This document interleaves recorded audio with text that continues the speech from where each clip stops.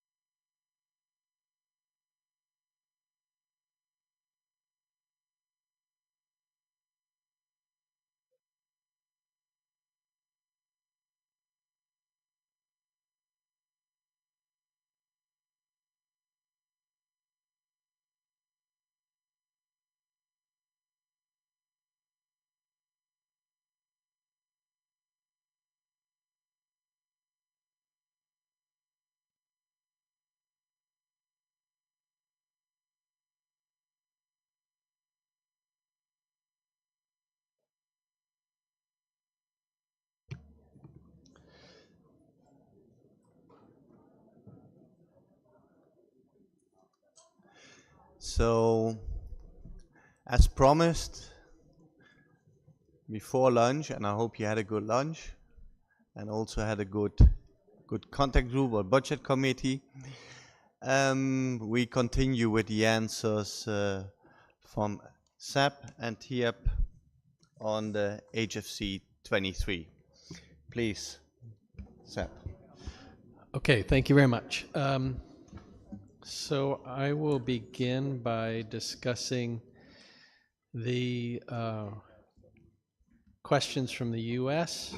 and that they had for the SAP panel, and there was multiple ones. The contribution of HFC 23 to the current warming, to the radiative forcing of all HFCs, yes, it's 15%. They have that correct. The emissions gap, 10.5 to 12.5 kilotons, yes, it's approximately 170 million metric tons of CO2 equivalents. And what we understand through TEEP's work of emissions of 1.5 to 3.5 kilotons out of 13.9 is only 20%. It's 11 to 25%. So yes, a small fraction of those global emissions, we have a feeling for where they come from. The atmospheric oxidation, we've in our SAP report indicated that it's less than 0.4 of a kiloton. Right now we can't supply a range for that, but we hope to be able to further our understanding and be able to provide more information on a more specific number in the future. On the estimates for eastern and northern China in different figures in the report, it's not possible at this time to take those regional estimates and combine them, or to understand from those estimates what the total emission from all of China might be based on an atmospheric observation analysis. We think more work could be done in that respect, and we're working with members of the SAP and our colleagues, scientific colleagues within China in particular, to be able to provide that information. And it's also true that additional measurements being brought to bear to that issue, both within China and in other countries and regions around the world, will help us do that.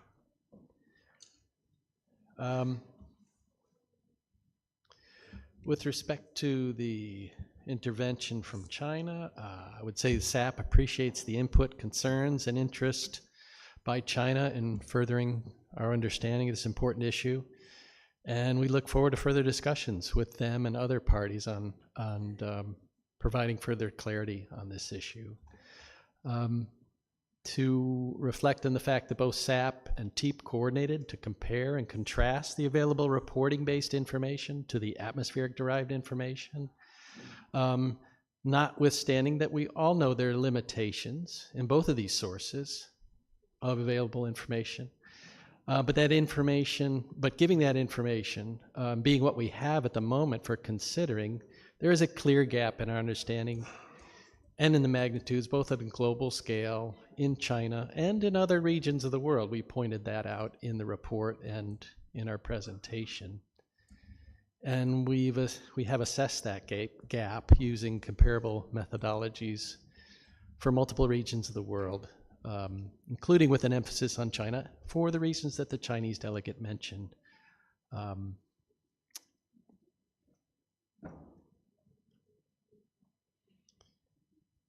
And finally, just to say that the evidence indicates that for China, there are emissions from different regions of their country that persist after 2015, with magnitudes that are substantially larger than the available reporting from the country as a whole suggests.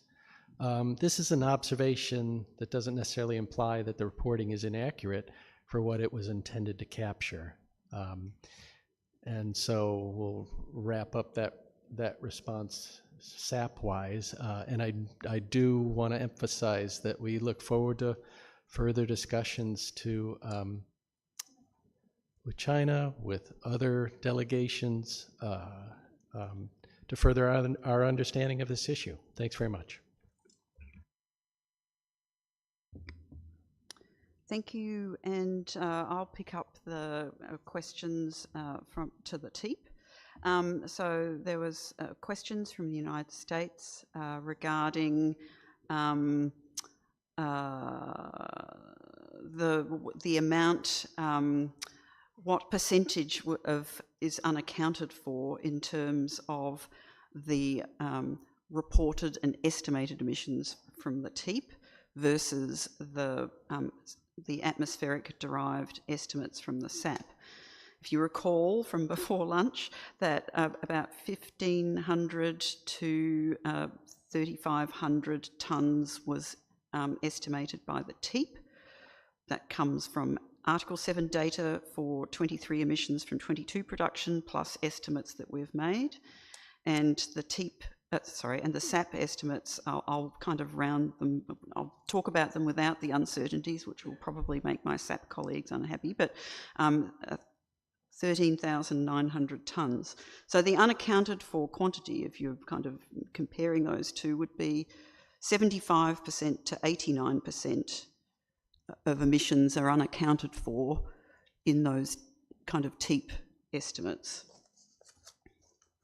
based on compared with the atmospheric derived emissions.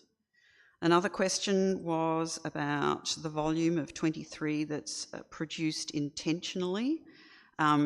We have some difficulty answering that question, but what I can tell you is that the reported production data for all parties that had reported, which the data is currently incomplete because of Kigali Amendment obligation timings, but for 2022 it was around 7,000 tonnes, but we're also not quite sure whether that quantity might include HFC 23 that's produced as a byproduct and then earmarked as production. So take that number as you will. Then another question, what are the processes that could be large enough to explain the gap? Okay, so I might turn to the annex of our report in answering that question. If you recall, HCFC 22 is the major production pathway for HFC 23 generation, making up 95% of the total generation of HFC 23 generation from chemical production pathways. And then another 1% would come from Annex C substances other than 22 and Annex F substances. Another 1% of total global HFC 23 byproduct generation comes from that. And then another 3 to 4% of HFC 23 byproduct generation would come from other chemical pathways other than HCFCs and HFCs, the major one being to make TFE and HFP. So in terms of processes that would be large enough to explain the gap, given that HCFC 22 is the largest, is the chemical pathway that generates the most amount of HFC 23 in terms of generation, I don't think that there's no gaps in our understanding in that sense, but there is gaps in our understanding in terms of the data that's reported under Article 7 for that, for the HFC 23 emissions. And then there was another question about the percentage of global 22 production that's China. I think, obviously I can't provide that data because it's confidential, but in our report we include the amount produced by Article 5 parties for 2022, which was about 990,000 tonnes for Article 5 parties, compared with the total, which was 1.2 million. So the large proportion of Article 5 parties produce 22. Sorry, I said that the wrong way around. And then we had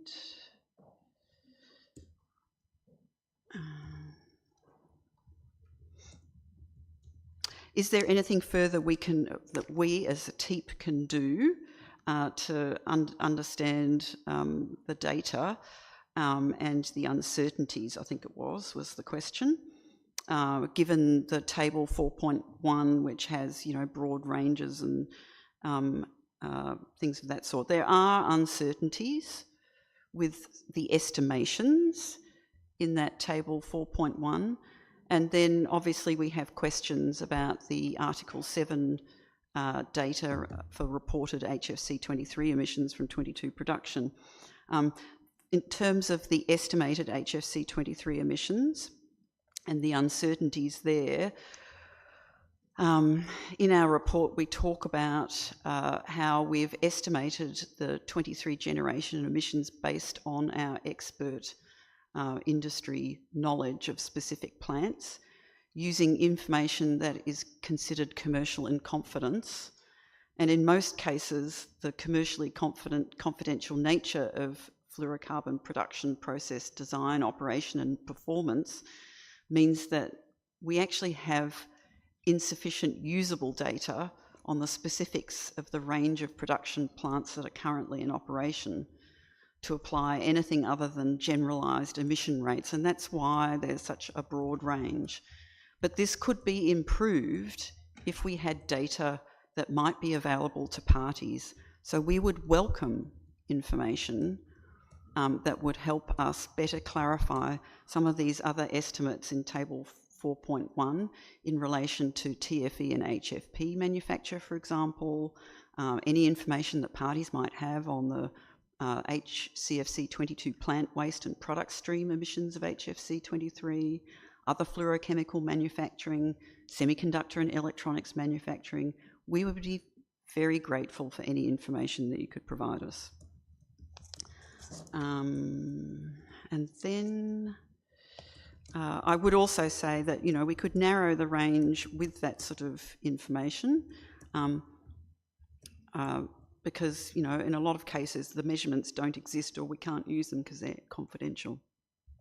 All right, so then also kind of just also to mention in that respect that the information that we do have is based on mass balances of inputs into the fluorochemical plants, you know, allowing all emissions, including fugitive emissions, to be estimated and that maximum and minimum estimates to be given. Then there was a question around from the delegate from China about at least I think it was a question, and I apologise if it was a statement. It's sometimes difficult for us to distinguish that. But there was a comment made, and I think it was a question regarding that TEEP does not use the IPCC default emission factor, which is 4%, I think. And that's correct. In the report, we talk about, that we haven't used the IPCC default emission factors, and they are, like the IPCC emission factors are 4% for fluorochemical production generally, and then they kind of speciate it out for different fluorochemical species. But those default emission factors do not include abatement. And, the estimates that we're trying to provide the parties are trying to, certainly in the estimates that we provide for some of those other fluorochemical manufacturing processes, do try to include abatement as part of our estimates. And I go back to that paper that I mentioned earlier, the recent paper, that in terms of 22 production and polymer production, that an estimate of 0.19% of 23 emissions from those types of operations. And that compares with the ratio that you can calculate from the Article 7 reported HFC 23 emissions from 22 production, which is 0.07. So the Article 7 data is lower, has a lower rate of emissions than we would expect. And I think that answers everything, to the best of my knowledge. Thank you. Thank you for all these very good answers, and also giving clarity to the plenary here.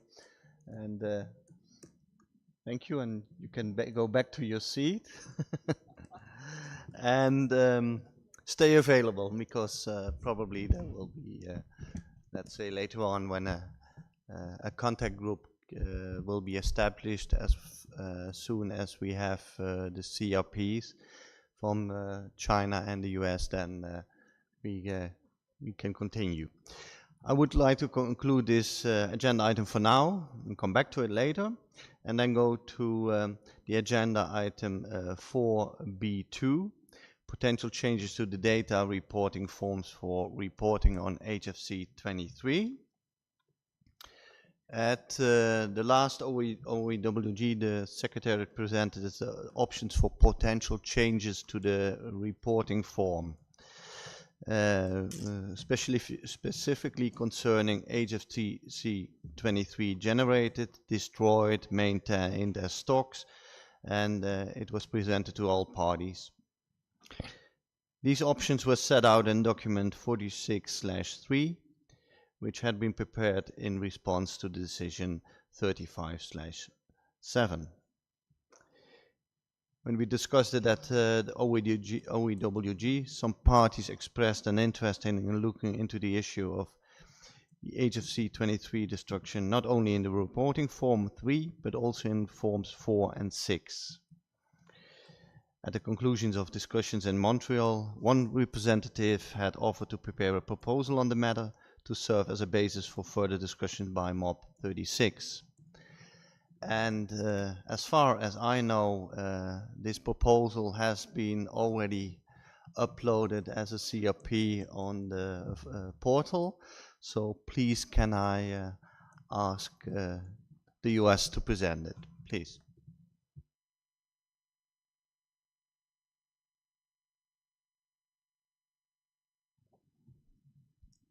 Thank you very much, Mr. Co-Chair, and you are correct. During the discussions during the OEWG, this party did agree that we would submit ahead of the start of the MOP a decision that could be taken up here, and we have done so. It is a very short decision, but there are 2 attachments to that decision that are longer.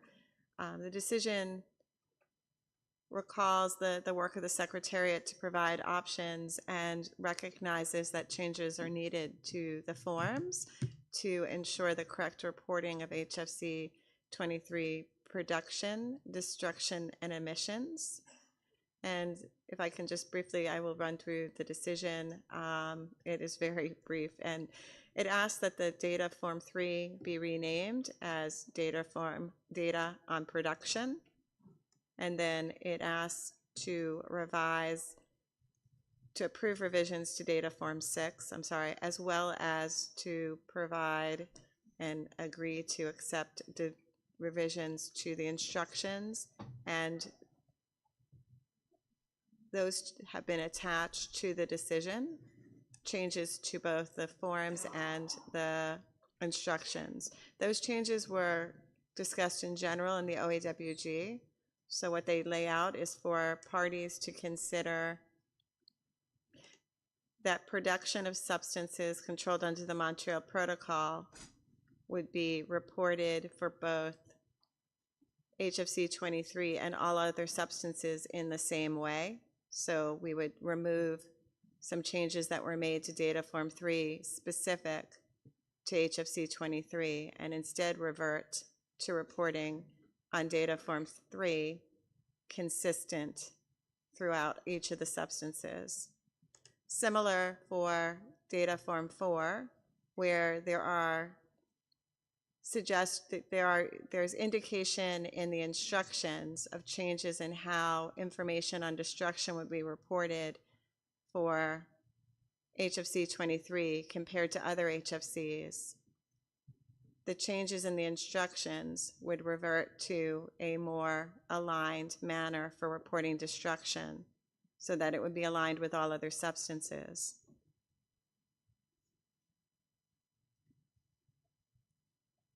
With regards to data form 6, which is the only data form that is unique for HFC 23, the changes to that form include making some modifications to the headers and removing what is a redundant column between data form 3 and other data forms. So our suggestion would be to take this up in the contact group, since this is quite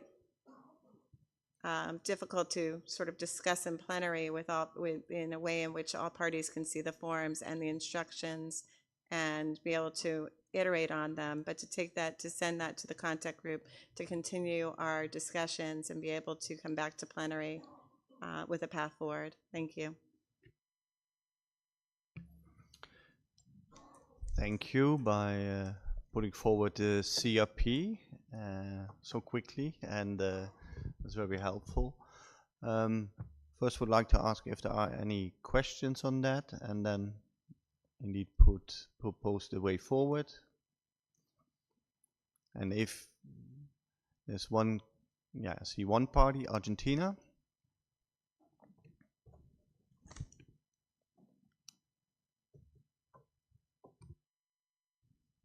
Muchas gracias. Thank you very much, Mr. Co-Chair. We would like to express that we are interested in initiating a working group on this topic. We share a number of the concerns raised by the distinguished delegate of the United States, and we would also appreciate it if the report did not leave out a reflection of some of the considerations about things that we have discussed ever since Quito, in particular for the cases of countries that have a production of 22 and that the 23 is being produced in that production process and not as a voluntary production of 23. And in the sense we consider that it should not be dealt with in the same way, in the same manner. And our understanding is that Article 1 of the protocol reflects this, making a differentiation between production and unintentional generation. And we also believe that one must reflect carefully the report of the balances at the end of the year. In our case, for example, we have stocks that remain to be destroyed at a later date in order to be able to report in a very transparent way, in a clear way. So we support the idea of the setting up of a contact group, and we hope we will be able to resolve these issues in that space. Thank you. Thank you, and good to know that you would like to re-establish the contact group. I have China on my list, and then I would like to conclude how to proceed further. Thank you, Chair. On behalf, this delegation wishes to thank the US for the proposal of the CRP document, based on which we will make some studies. We wish to reiterate that the generation, destruction, and use of HFC-23, as well as its emission, is a very complicated issue. Therefore, in the amendment of the form, we should fully consider HFC-23 characteristics, taking into account the compliance obligations of the protocol, to further clarify the requirements for HFC-23 data reporting, to make the form more science-based, reasonable, and feasible. Given that this is a core obligation, the current reporting burden is very heavy. We believe that the amendment of the HFC-23 form should avoid repetitive cross-reporting on data to simplify the data reporting forms. At the same time, based on discussion regarding HFC-23 emissions, the parties' understanding of HFC-23 remains limited. In particular, the sources of its generation may exceed the levels currently recognized, including byproducts from HCFC-22 and fugitive emissions from related fluorochemical production, which requires further research. Reporting on other controlled substances focuses on measurable production quantities and consumptions by users, which parties can accurately report. However, for HFC-23, it is the first time that we focus on the reporting of emissions, which differs significantly from previous data reporting logic. The core issue lies in the great uncertainty surrounding HFC-23 production. This includes both measurable production and currently unquantifiable fugitive emissions.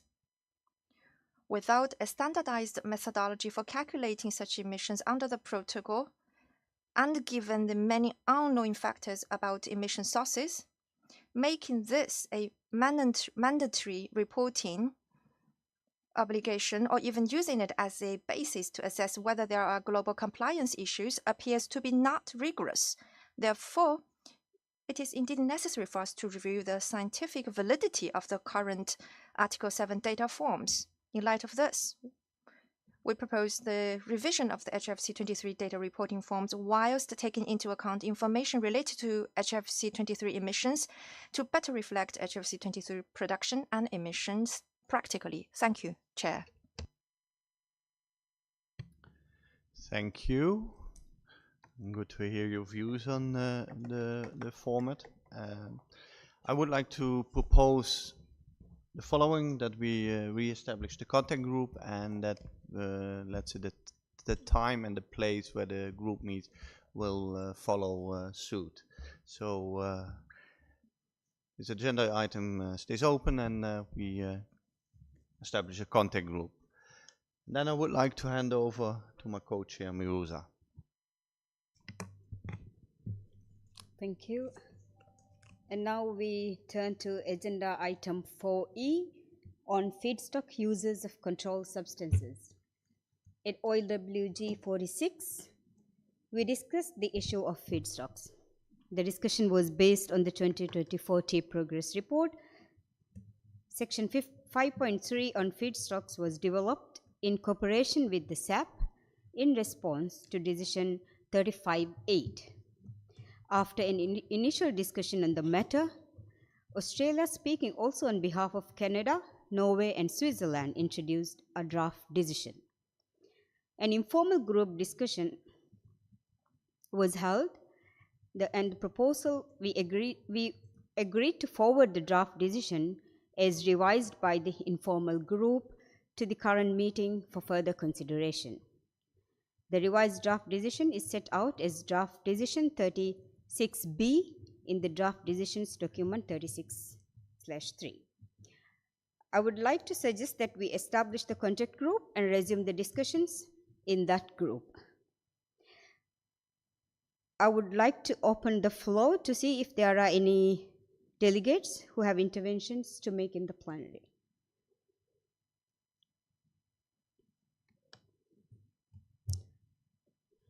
Thank you.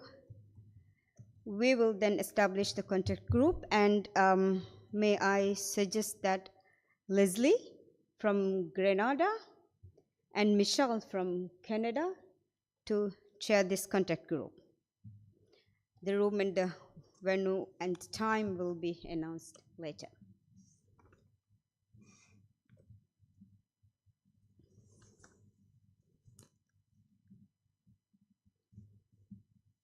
And now I invite parties to turn to agenda item 4F on enhancing the global and regional atmospheric monitoring of substances controlled by the Montreal Protocol.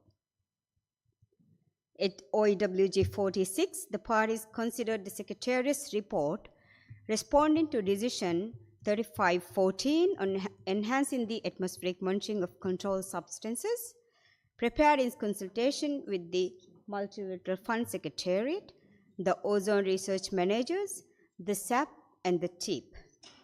The report included refined cost estimates for the establishment of stations for the atmospheric monitoring of controlled substances and options for sustainable funding for new regional monitoring capacities. Following the parties' discussions on the matter, Canada and the USA put forward a draft decision including requests to the Secretariat and the Executive Committee of the Multilateral Fund, and also an invitation to the parties to the Vienna Convention to undertake several actions on the matter. The draft decision was discussed in a contact group which revised part of the text but was unable to review all the paragraphs. The revised draft decision is set out as draft decision 36C in document 36/3. I would like to suggest that we establish a contact group straight away and to continue discussions on the draft decision. Is this acceptable to the parties? EU, you have the floor. Thank you, Madam Co-Chair. Of course, we have interest in continuing the discussions on the draft decision, but we should, in this context, perhaps extend the scope of the work done by this contact group in view of the need to have certain decisions corresponding under the Vienna Convention to secure and to mirror elements we are agreeing in the discussion discussed at the OEWG. Therefore, we would suggest to extend the scope of this decision to related decisions concerning the Vienna Convention, decisions needed for this purpose. Thank you. Thank you, EU. So we will establish the contact group, and may I suggest that Liana from Armenia and Alejandro from Italy to co-chair this contact group. Thank you, and we will announce the room at a later stage. I also note that discussions under this item are linked to discussions of the Budget Committee under Agenda Item 3, as well as to discussions under Agenda Item 5B on the status of the General Trust Fund for financing activities on research and systematic observations relevant to the Vienna Convention. Therefore, the draft decisions being considered under these agenda items will have linkages. I have United States and Finland requesting for the floor. Yes, you have the floor.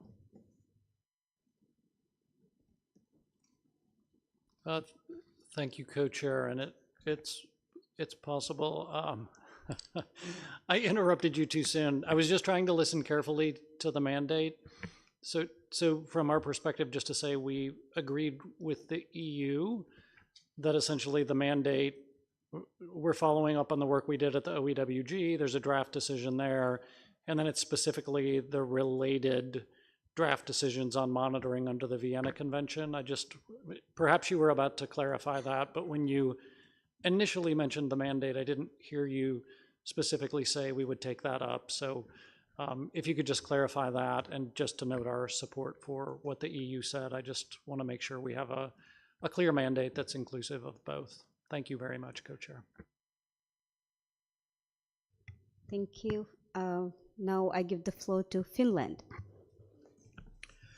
Thank you, Madam Chair. I just want to inform that the members of the Bureau who were participating in the ORM 12 have prepared 2 CRPs. The other one on the recommendations of the ozone research managers, and the other one related to Vienna Convention General Trust Fund.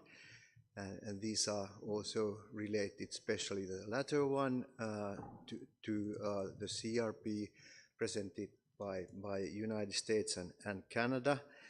And actually there is also the 4th one that is related to the monitoring also.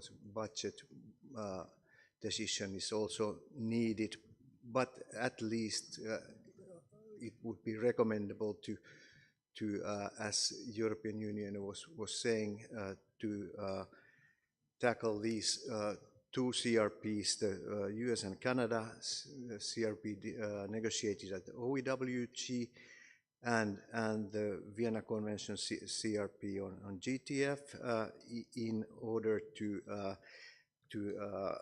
have right elements in right decisions. Thank you very much. Thank you, Finland.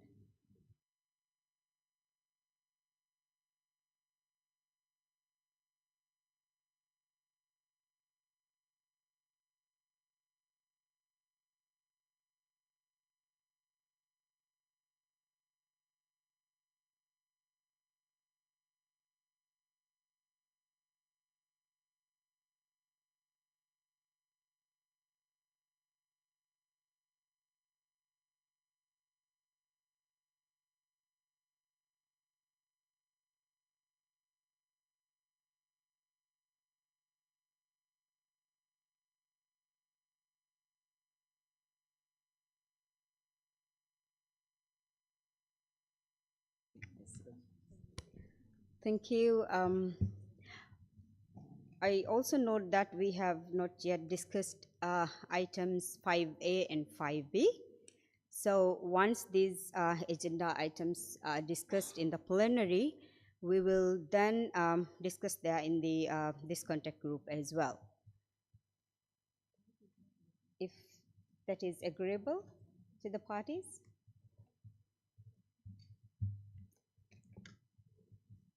Okay then, so we will announce the time and venue of this contact group later. With this, Canada, are you requesting for the floor? Yes. Yes, thank you. Apologize, Madam Co-Chair, if I'm not completely understanding.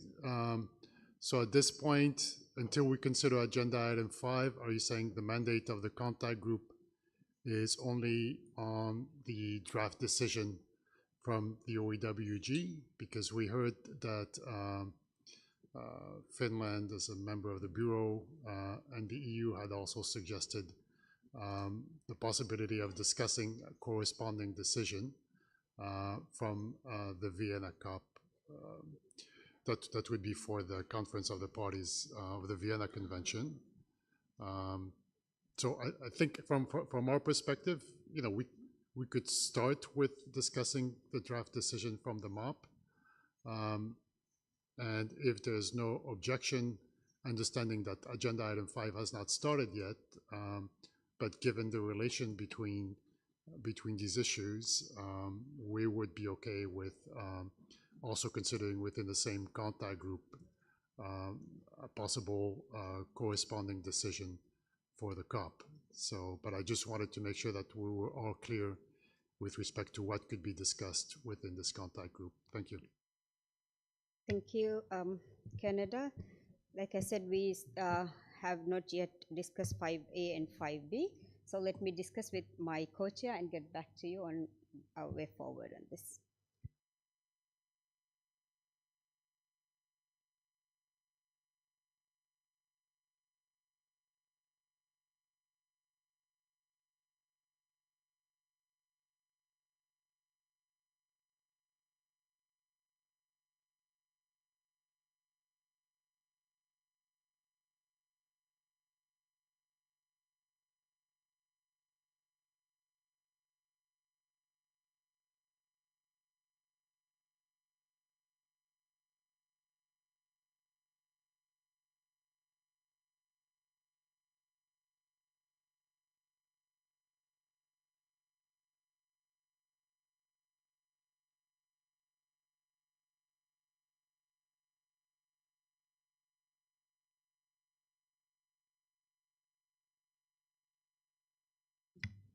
Thank you. We'll wait for the other agenda items to be introduced and CRP to be introduced when the agenda items come in, and then later to be combined, if that is agreeable. Because we have only introduced this now for the time being, and then later, probably tomorrow, we will be introducing the other agenda items. Thank you, if that is agreeable. Okay, with this, I now hand over to my co-chair.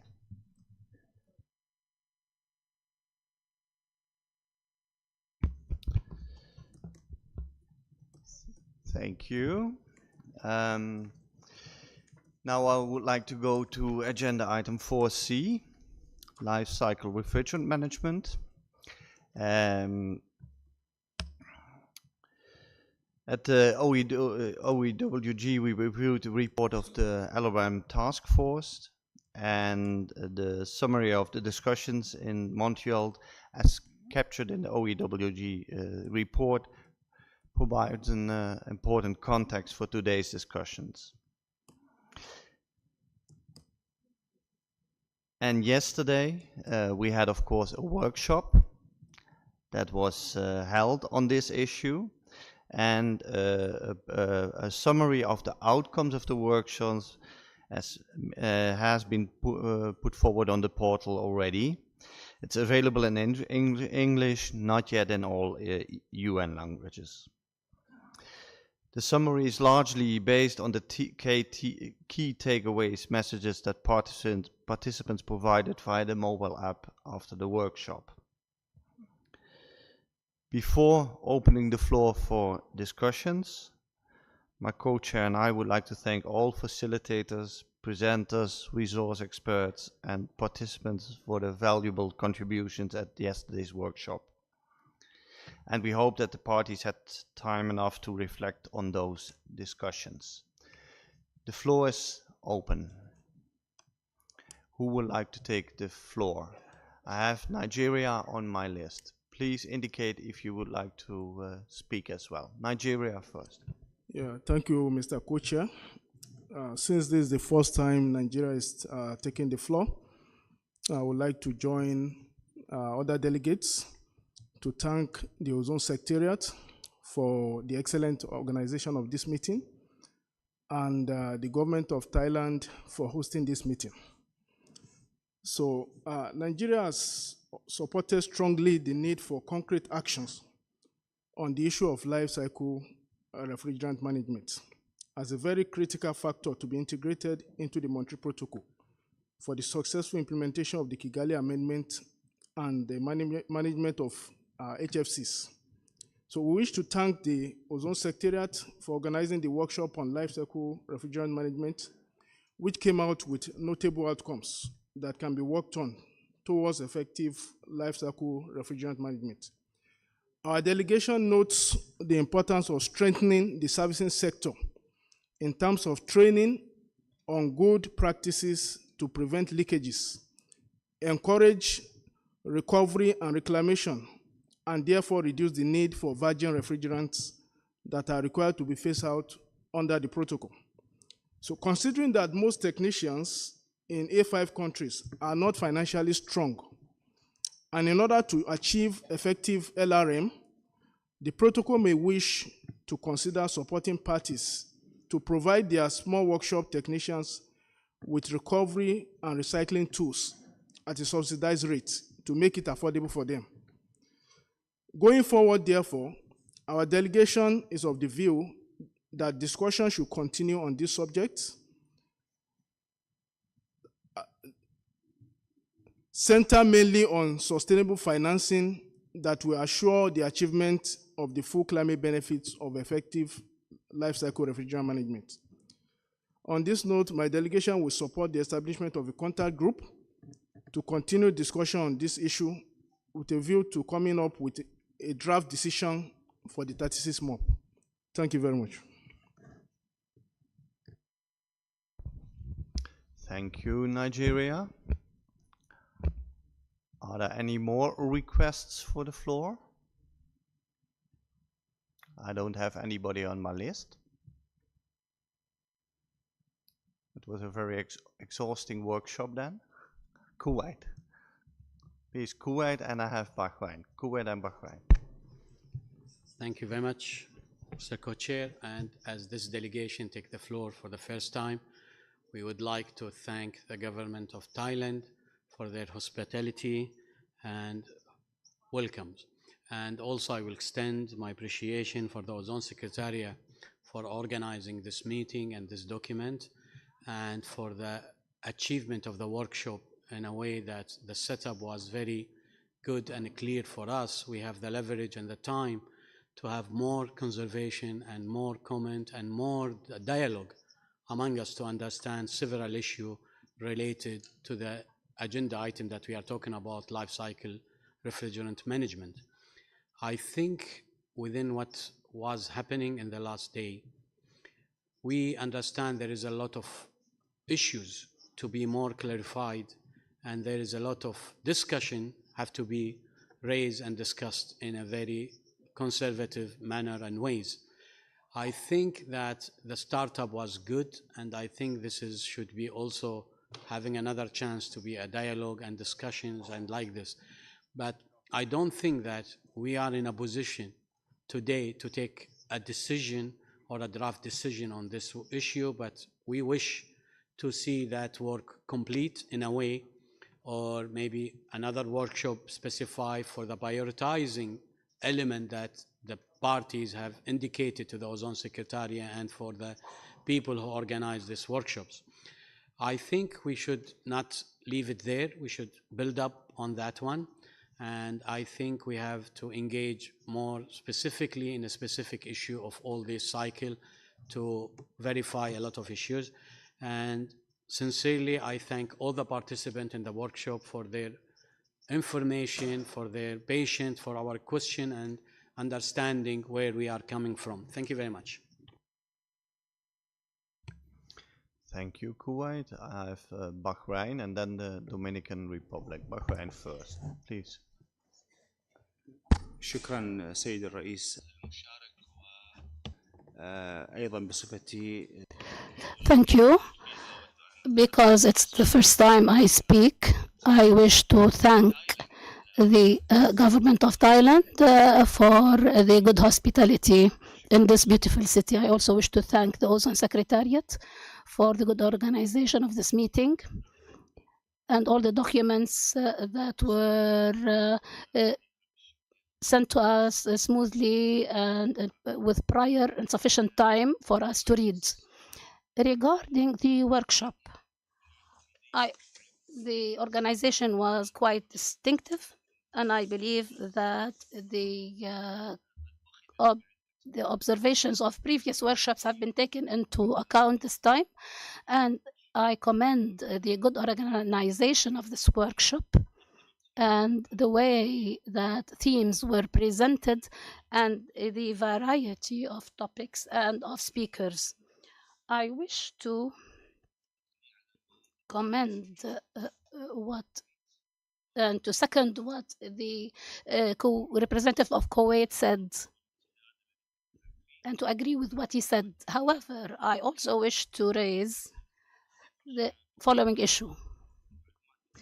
We have received a lot of information in the workshop. However, there were several challenges that were kept open-ended and require responses. One of the topics that were discussed were the appliances, and this was raised in the subgroups which met yesterday, and this includes the phasing out HCFCs. We hope that in 10 years from now, the major appliances such as air conditioners and refrigerators will start to get to the end of their lifetime, and between 2030 to 2050, a humongous amount of those appliances will be out of service, and the result will be humongous quantity of cooling tools or appliances. The question that was not answered so far is the following: how are we going to address this? Are we going to collect those appliances? Will they be recycled, and if they are going to be collected, are they going to be destroyed? How and where and at what cost? These are rational questions because a living thing will have major consequences, especially after all the efforts that were exerted for more than 35 years. And now the result is quite major. The issue is related to financing. It was raised, but it was not sufficiently addressed. Therefore, I agree with the representative of Kuwait that there is a need to discuss these things further so that we can discuss them sufficiently and come up with real solutions as parties to this convention. Thank you, Mr. President. Thank you, Bahrain. And I have then the Dominican Republic. Estimado Presidente. Thank you, Chair. This is the first time that we are speaking at this meeting. I would like to extend our gratitude to the Kingdom of Thailand and to the own Zone Secretariat for the organization. On the workshop that was held yesterday, and as the previous speakers have said, there were many questions raised. Many of these questions were related to legal aspects, but also aspects related to other conventions that tackle the issues of waste that are not dealt with specifically by the Montreal Protocol. And these are all form part of the overall problem. And we therefore believe that at this meeting, we have to continue to address these problems, particularly from the financial point of view. What can we do under the Montreal Protocol to reduce and eliminate this waste? And we know that we have the end users, the importers, and the producers, and they hold the reins of responsibility. And the governments, as part of the puzzle, are going to have to provide extended responsibility solutions involving both producers and end users. But what can we do under the Montreal Protocol to contribute to solving this problem that affects the whole of this planet? We believe that capacity building, certification of technicians, and the empowerment of technicians through some kind of incentive, so that these technicians know that they have a specialized center that they can take the appliances to for them to be subsequently recovered. These are many different issues that we believe need to continue to be focused on, and these are issues that we hope to be able to speak about in this and future meetings. Thank you. Thank you, Dominican Republic, and please indicate when you would like to speak. So push the button, because that makes clear who is requesting for the floor. And I have Malaysia on my list, but I have no other parties requesting for the floor. Yes, they show up now. So it's Malaysia, Micronesia, Egypt, Kenya, and I'm waiting Bangladesh. And I really would like to close the list now. Somebody's disappearing already, so it's now Malaysia, Micronesia, Egypt, yeah, Bangladesh and Kenya. So Kenya, you really would like to take the floor because the button was going on and off. So if that's the list, please, I would like to close it then. But Malaysia first. Thank you, Mr. Co-Chair. Since this is the first time I take the floor on behalf of my delegation, I would like to express our gratitude to the government of the people of Thailand for the warm welcome accord. Indeed, I would like also to congratulate to the both co-chairs and our great appreciation to the Ozone Secretariat for their excellent arrangement of this meeting. Malaysia would like to congratulate the Ozone Secretariat for organizing the workshop on LRM yesterday, and I would like to express our gratitude to all the speakers and panelists who share their knowledge and useful experience in the workshop.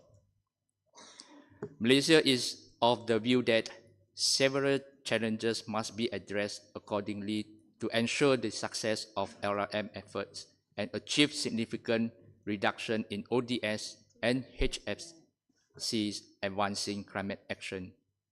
Malaysia would like to reiterate the coordination effort between the Montreal Protocol and other multilateral environment agreements are significant importance.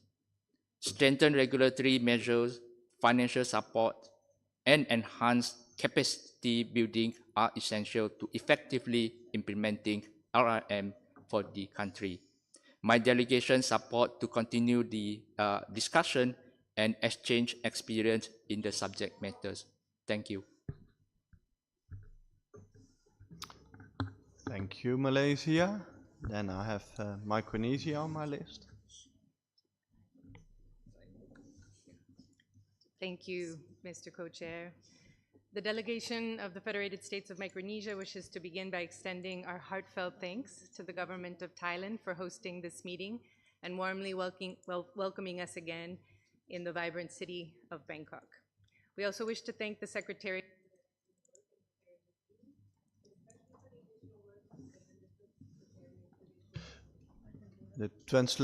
One moment, the translation is gone.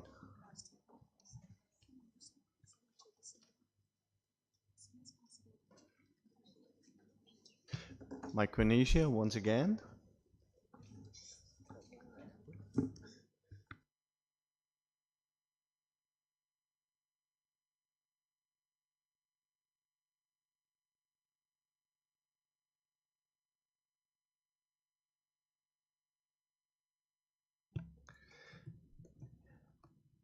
Micronesia,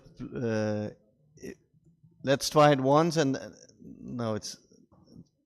Please take another mic. I think that would be the best.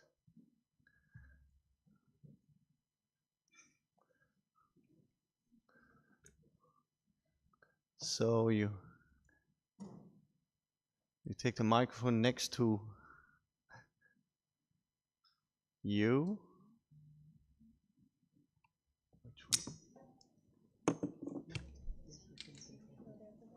I think the microphone of Mauritania is on, so if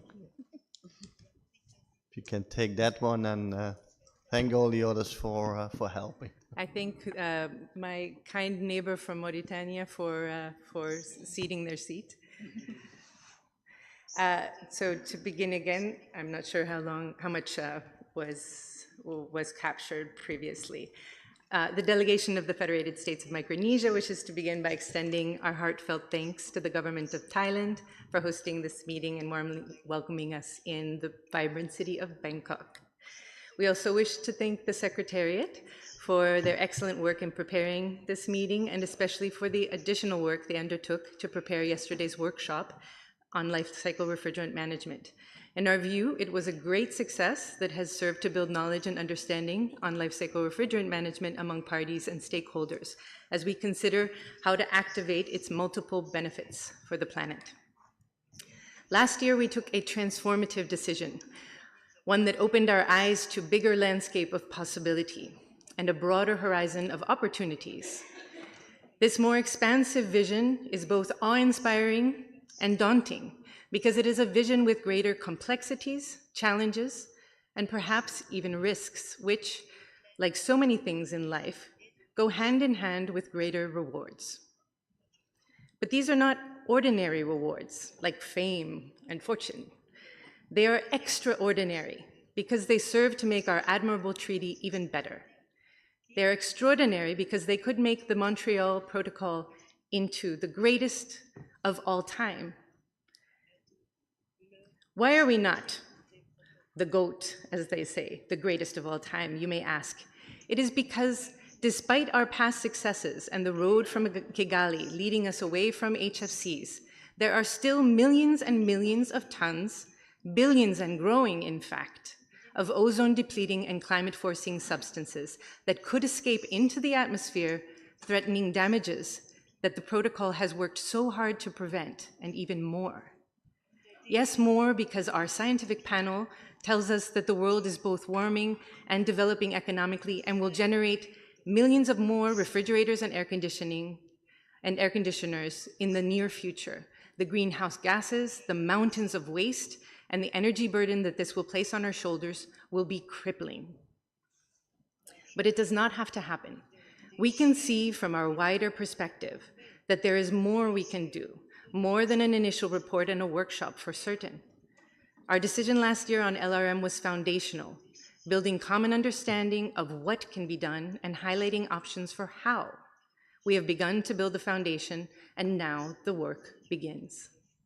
For this reason, we respectfully submit to the parties for their consideration a draft CRP that will build further knowledge and capacity so that we may realize our potential to reach our goal under the Vienna Convention and its protocol. The work to come, as we conceive from this higher vantage point, is where we truly deliver on our ability to prevent the release of greenhouse gases that are threatening the lives and livelihoods of every country in this room, and the very existence of the most vulnerable, like our small island archipelago. Reflecting on the TEEP report and the workshop discussions, we consider there are several building blocks that can help all countries begin to realize their full potential for LRM.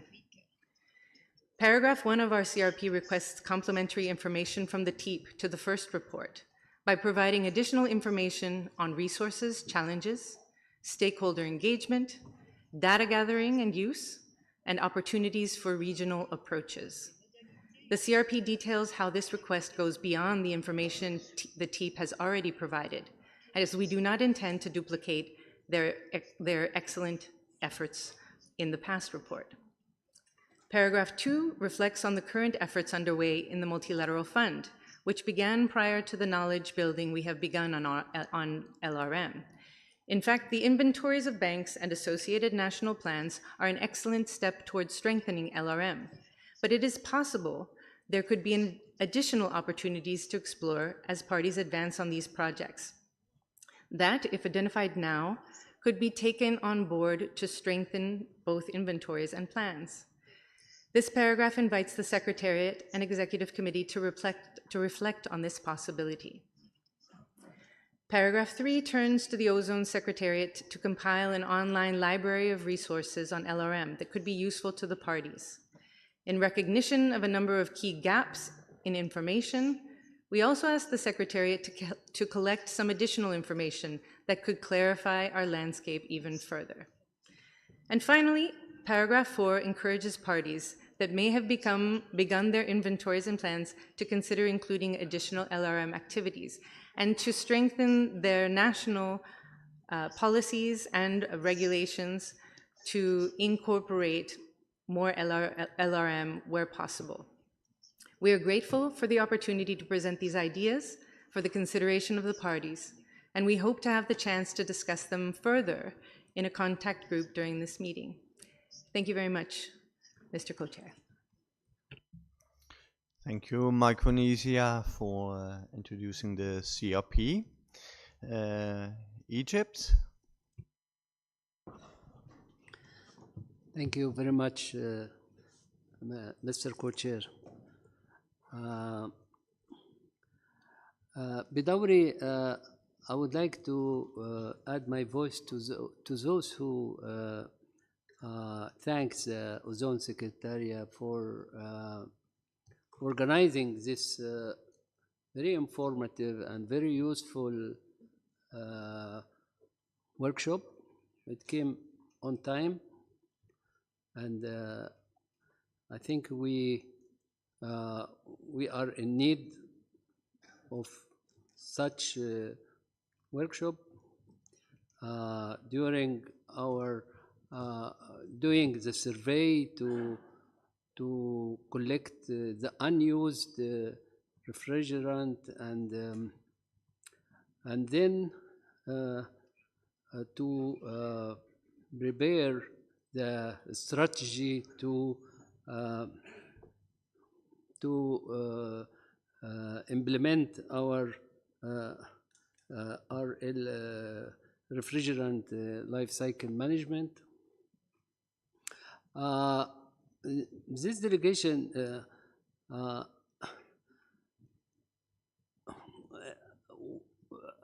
we recognize that this workshop answer many questions that we are in need to know, and we have very good information. At the same time, this workshop is always, is also create a new question that till now we don't know how to answer these questions. I can see there is some challenges facing some country. One of them is the gas analyzer is not available in many service provider, maybe one source, and we have to wait long time to receive. I don't know why the gas analyzer is not in the market. It's widely available and with a reasonable prices. The second is the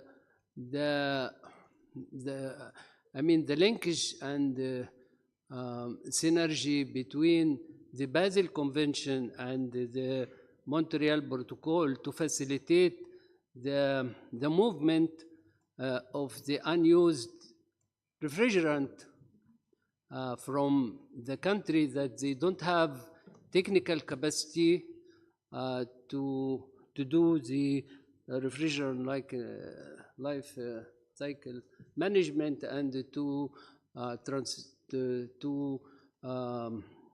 export to some countries that they have this technical capacity. Maybe they face challenges from the transboundary if, as indicated in the workshop, that this unused refrigerant can be classified as hazardous substance. So we need also to clarify this. Is it easy to send our unused, or we need to have approval from Basel Convention.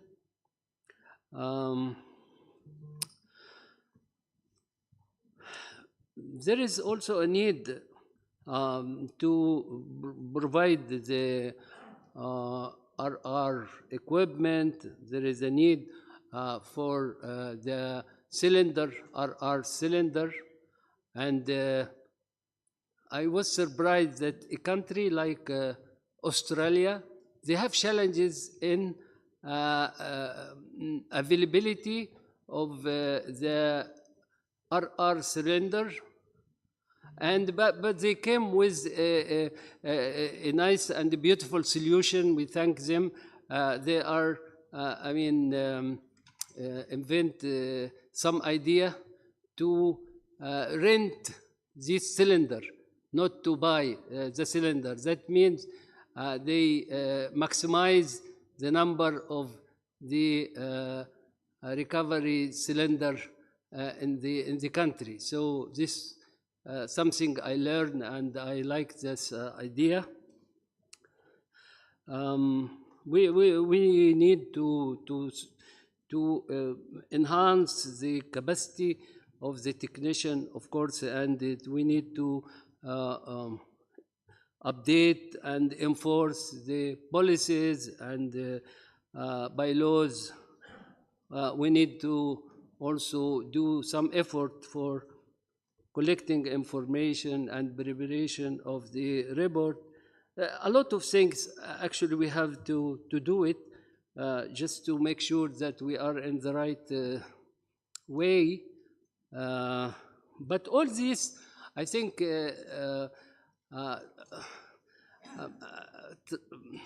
convert to a cost, to money. And in our country, some country, especially 5 countries, they don't have those resources to do all this. And of course, they will need the technical and financial assistance from this body, maybe other. But to conclude that this delegation is recommending in the replenishment, next replenishment of the multilateral fund is to take all this cost has to be carefully taken and calculated just to cover the expected cost for this process. And I stop here and thank you very much. Thank you, Egypt. Just to be clear, I just closed the list, but a CRP has been introduced. So if countries also would like to react on the CRP, then that's still possible. So in that way, I have some more speakers on my list already. I have Bangladesh, Kenya, Maldives, Myanmar, South Africa, Switzerland, and the United States. Please indicate if you would like to speak, but especially also on the CRP. So first, Bangladesh. Thank you, Co-Chair, and good afternoon, colleagues. Bangladesh wishes to congratulate and appreciate the Ozone Secretariat for organizing a very productive and very elaborative workshop on life cycle refrigerant management, LRM. And we feel that Bangladesh feels that this has been very wonderful in terms of the knowledge, the information they have provided yesterday, and we got the greater understanding in terms of having a series of discussions, panel discussions, as well as the presentations, and we feel that there are some avenues they have presented in terms of the potentials, opportunities, the benefits. Some of them actually presented about the multiple co-benefits that can be achieved through the process, through pursuing for this LRM process. And in one hand, and on the other, we have also seen some challenges, the gaps, and some obstacles that we have to overcome as we move along the process in the future. And we feel that when we talk about this LRM, there has to be some national preparedness to be in place. So we feel that through the discussions, these very rich discussions, we understand the necessity of getting involved in the process at national level, particularly in terms of having a very good, rightful inventory on banks, ODS banks, and the equipments containing ODS, and at the same time how to deal with the recovery items or the recycling or reclaiming issues. So fundamentally, at the end of the day, we have to have the substantial adequate resources to deal with this with these important elements.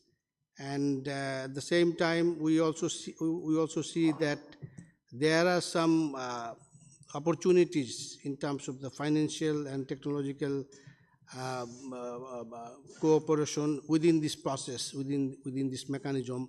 But there are other opportunities out there outside this process and this mechanism. So we have to explore which the potential elements or the opportunities that we can tap within this process and outside the process, particularly the process of climate change. And we also feel that there are some coherent approach to be taken up in terms of multiple conventions, including climate change, Paris Agreement, and Basel Convention.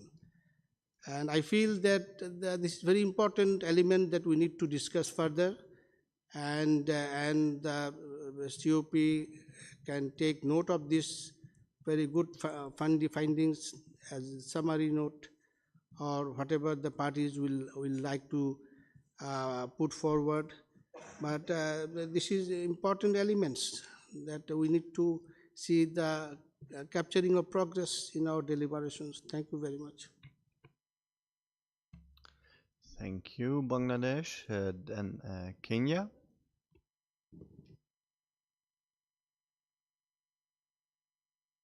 Thank you very much, Mr. Co-Chair.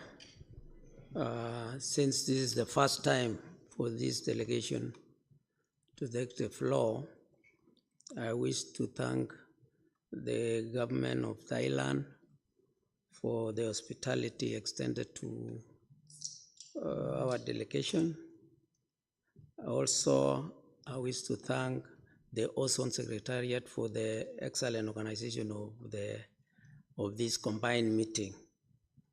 Further, I wish also to thank the Ozone Secretariat for organizing the LRM workshop. During LRM workshop, we considered pertinent issues. The RRR, we had the leakage, we had actually the finance and destruction. I know for my delegation, we were expecting to move all around to attend all these talks within the level of that LRM. By then, we didn't have time. So in that case, because people were supposed to rotate to check on what was happening, Mr. Co-Chair, I think we still need time to consider these pertinent issues so that we know how they are going to be tackled. Because we know, we were informed that even for finance, it will take time to get the guidelines on how some of these recovered refrigerants will be attended to, or the recovered equipment.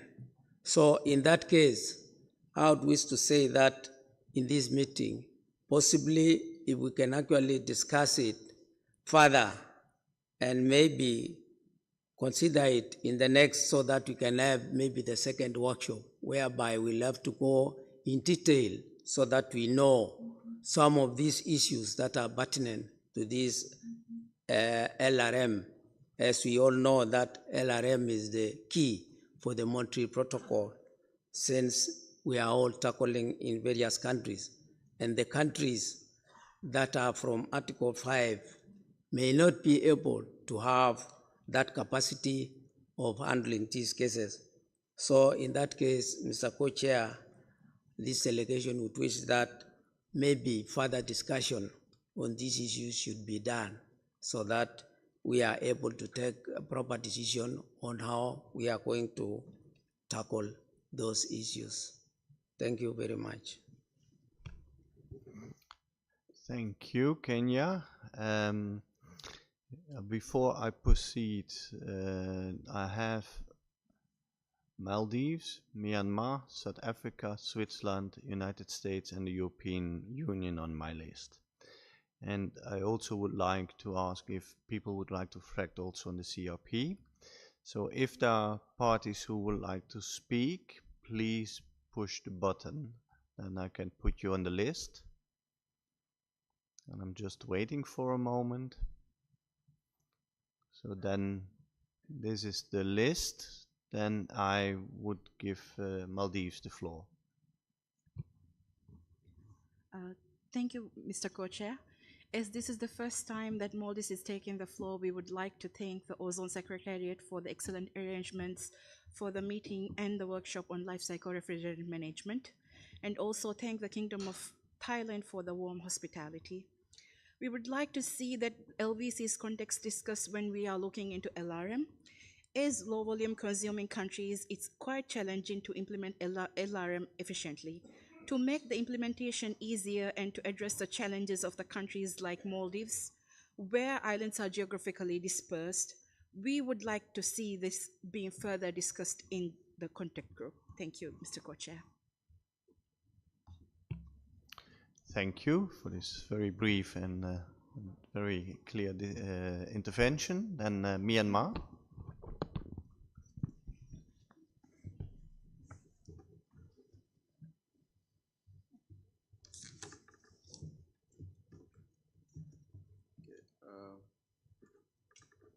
Thank you, Co-Chair, Chair, and Ozone Secretariat. As this is the first time intervention of Myanmar, I would like to thank and congratulate the Thailand and government and the people for being a host country for this very important meeting. And we, Myanmar, is following its commitment to Montreal Protocol. We are now suffering from insufficient equipment, including recovery and recycling, and imbalance between market demand and supply of refrigerants, especially the HCFCR22. At the moment, our quota is about 50 metric tons, but since next year, our quota will be dropped to 50%, or about 50%. So we worry about the illegal trade. On the other hand, we have 4 refrigerant gas analyzers, but 2 of them are not working well, while the rest are not sure.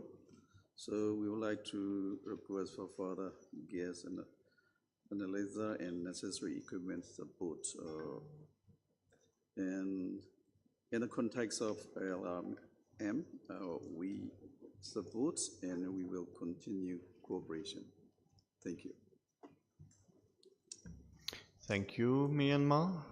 Now South Africa, please. Thank you, Mr. Co-Chair. My delegation is extending gratitude to the Secretariat for excellent organization of the meeting and the workshop yesterday. My delegation is also thankful to the people and Kingdom of Thailand for hosting the meeting. South Africa is of the view that environmentally sound management throughout a refrigerant's life cycle could lead to reduced equipment leakage and refrigerant loss.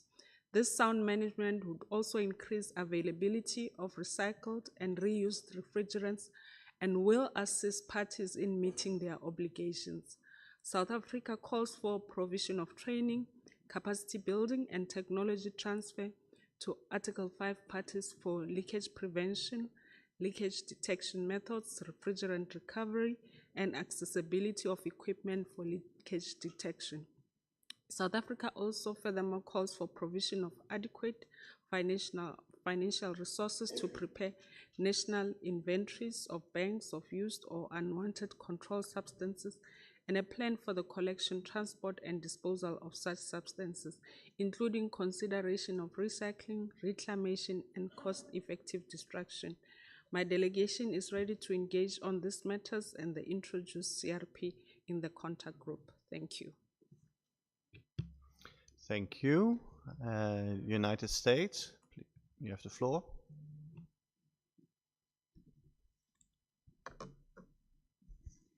Thank you, Mr. Co-Chair. We'd like to thank the Ozone Secretariat for the organization of the Life Cycle Refrigerant Management Workshop. It was very informative. There was a lot of information provided, and we appreciated that we weren't in the same room all day just listening to presentation after presentation, and that we were able to take deeper dives into some specific topics and actually move around the venue. So thank you for this interactive workshop. And also thank you to Micronesia for introducing this CRP. We've been able to take a very quick look at it, and we think there's some interesting ideas presented in the workshop, in the CRP, that we would appreciate having further discussion on in a contact group. We do think that we have seen some framing of the CRP that we would maybe like to discuss further and work on. So we appreciate the opportunity to have further discussions in a contact group. Thank you. Thank you. And last speaker on my list, as the list was already closed, was European Union. So European Union. Yes, thank you, Co-Chair. For us, the sound refrigerant management is indeed a very pertinent topic, so we would also, like previous speakers, like to thank the Secretariat for a wonderful organization of a workshop. Yesterday we have listened and learned a lot. We would also like to thank Micronesia for their CRP. We have also taken a peek, and we see a lot of interesting elements. So we would be very interested in discussing this further in a contact group. We would, just as a way of example, particularly looking into how to better integrate this with the previous decision 3511. But again, a very important topic that requires more discussion. So thank you. Thank you. And now I would like to confer with my co-chair. Come back in a minute.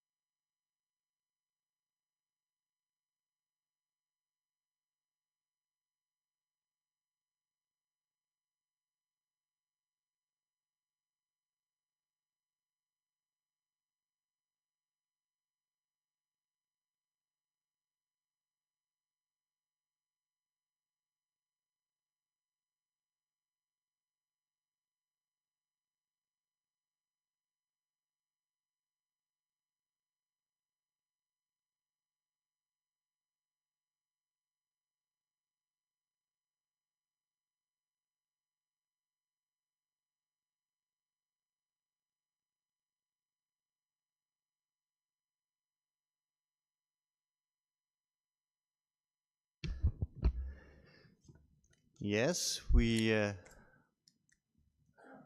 a short deliberation, and the proposal is to establish a contact group, if that's agreeable by all parties. I'm looking around. So then the CRP can be discussed in a contact group, and let's say Morgan Simpson of the UK is available, and we are looking for someone from the A5 who can do it as well. That the time and venue will be announced later on. So there will be a contact group established for this.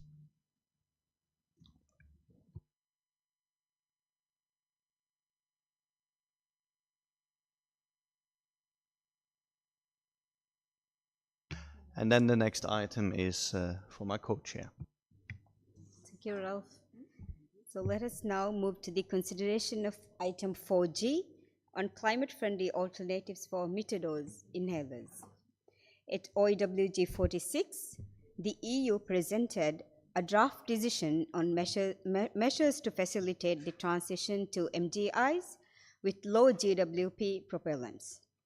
Good progress had been made in the contact group that considered the draft decision, and parties agreed to forward the draft decision to MOP 36 for further consideration. That draft decision is set out as draft decision 36D in draft decisions document 36/3. So I would like to suggest that we establish a contact group and continue the discussions there. Is this acceptable to the parties?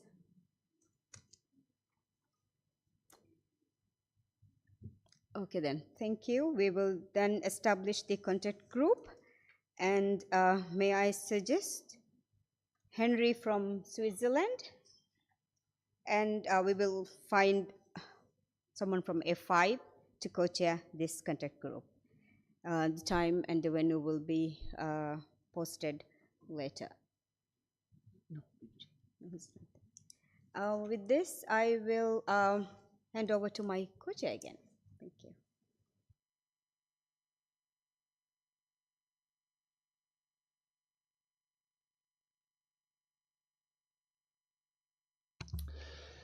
Thank you, Maruza.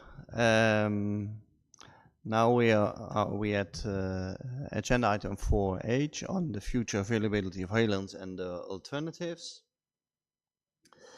This matter also was discussed at OEWG last time, and it was especially on the concern on the long-term availability of halons and revisions of the predicted timelines for running out of halons. It also was described in the 2022 quadrennial assessment report and the 22 progress report of the FTOC.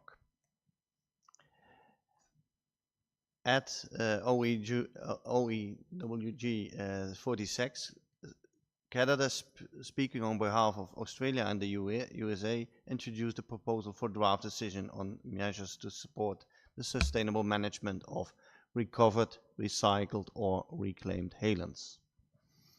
The contact group discussed it further, and the working group agreed to resume the discussions at MOP 36 on basis of the draft decision as revised by the contact group. I would like to suggest that we establish a contact group right away and resume the discussions in this contact group. Are there any objections to that? I don't see. So then we establish a contact group, and I would like to ask the same persons who conducted that group, Andrew Clark from the USA and Ali Toumayi from Saudi Arabia, to chair this group.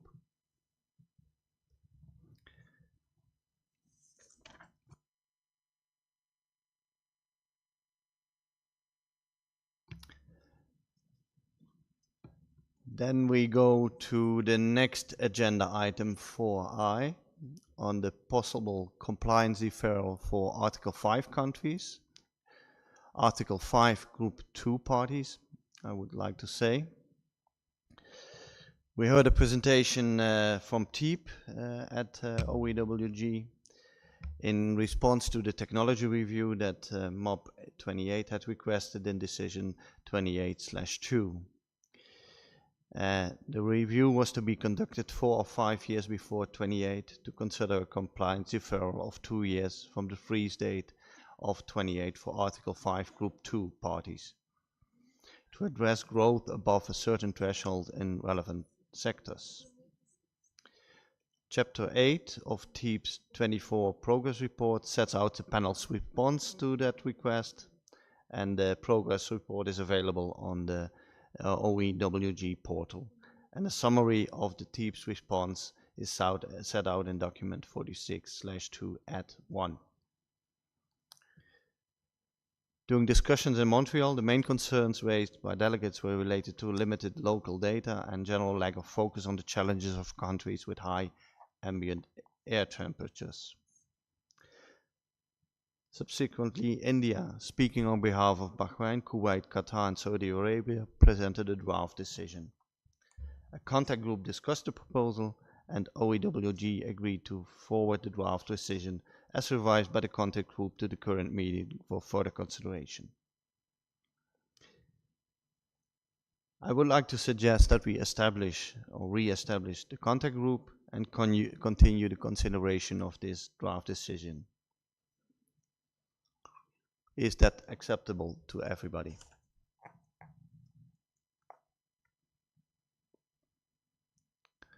I see it's acceptable. Then I would like to ask the two co-conveners of that group, Cornelius Rijn from the European Union and Anna Maria Kleinmeier from Micronesia, to take up their work again. Time and venue will be posted later on.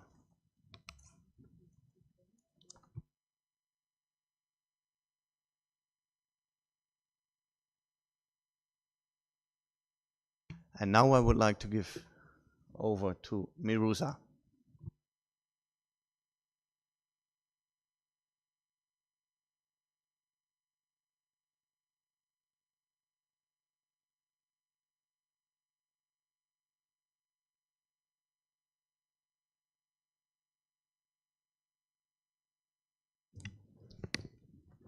Thank you. And now let us turn to agenda item 4J on strengthening Montreal Protocol institutions, including combating illegal trade.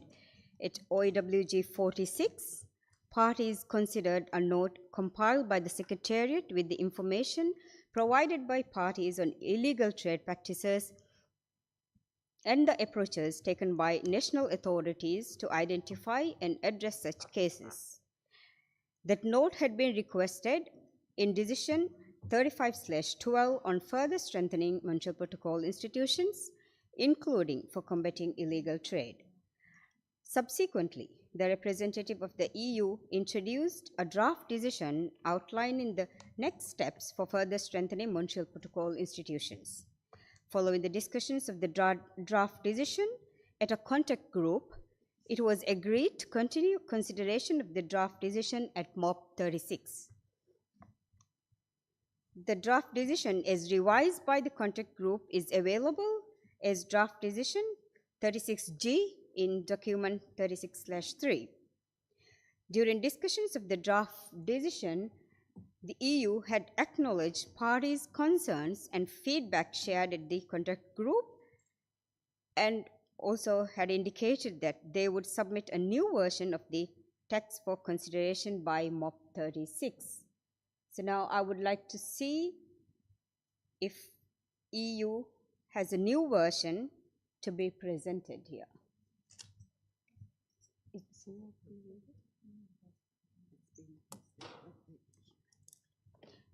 EU? Thank you, Ms. Co-Chair. Indeed, I can confirm that we listened carefully to some concerns related to our original proposal, and we subsequently tried to capture and to clarify some of those issues in a revised draft, which is in the process of being published, and that we would like to then to discuss with the parties in the contact group. This revised draft also contains 2 paragraphs which were originally not in our proposal but raised by another party in the contact group. We kept it in the revised version to mark that those points were not yet discussed, but we would be, of course, very interested in also including these elements in the decision and potentially a future decision on this issue. So with that, I would ask to re-establish the contact group and to continue the discussion on the basis of the revised draft. Thank you, EU.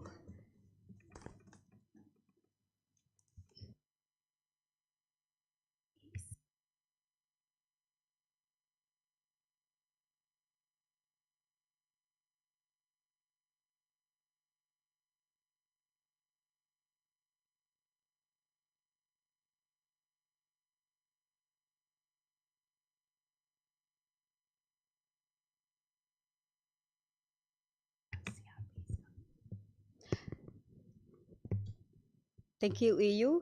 CRP is in the process of uploading, so we would like to propose that we establish the contact group to discuss the new CRP, which is going to come very soon.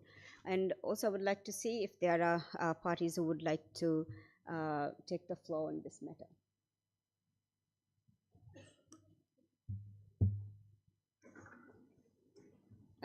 US, you have the floor.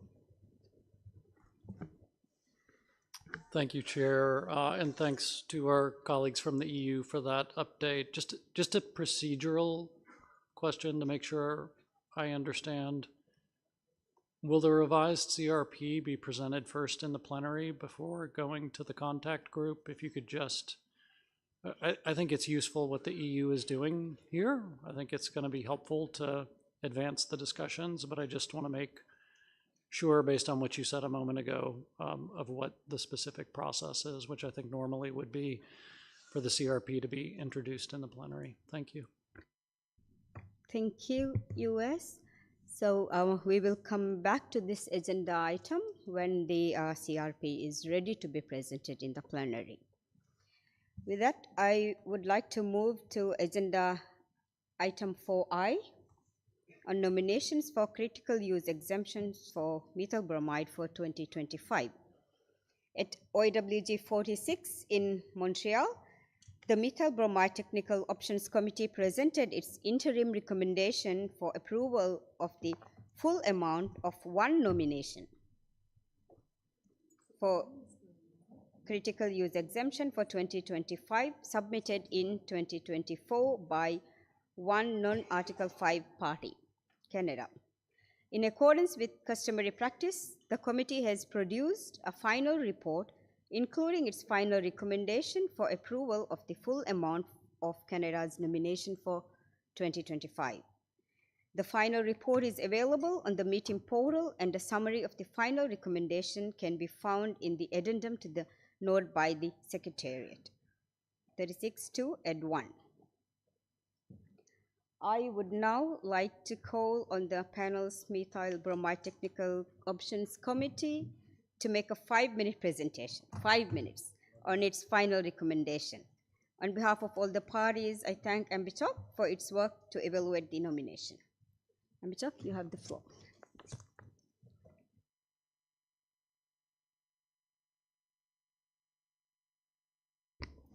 Thank you, Madam Co-Chair. On behalf of Marta Pisano and the TEEP Committee and the MEBTOC members, we would like to give this very exciting what we hope might be the final CUN presentation for the Montreal Protocol.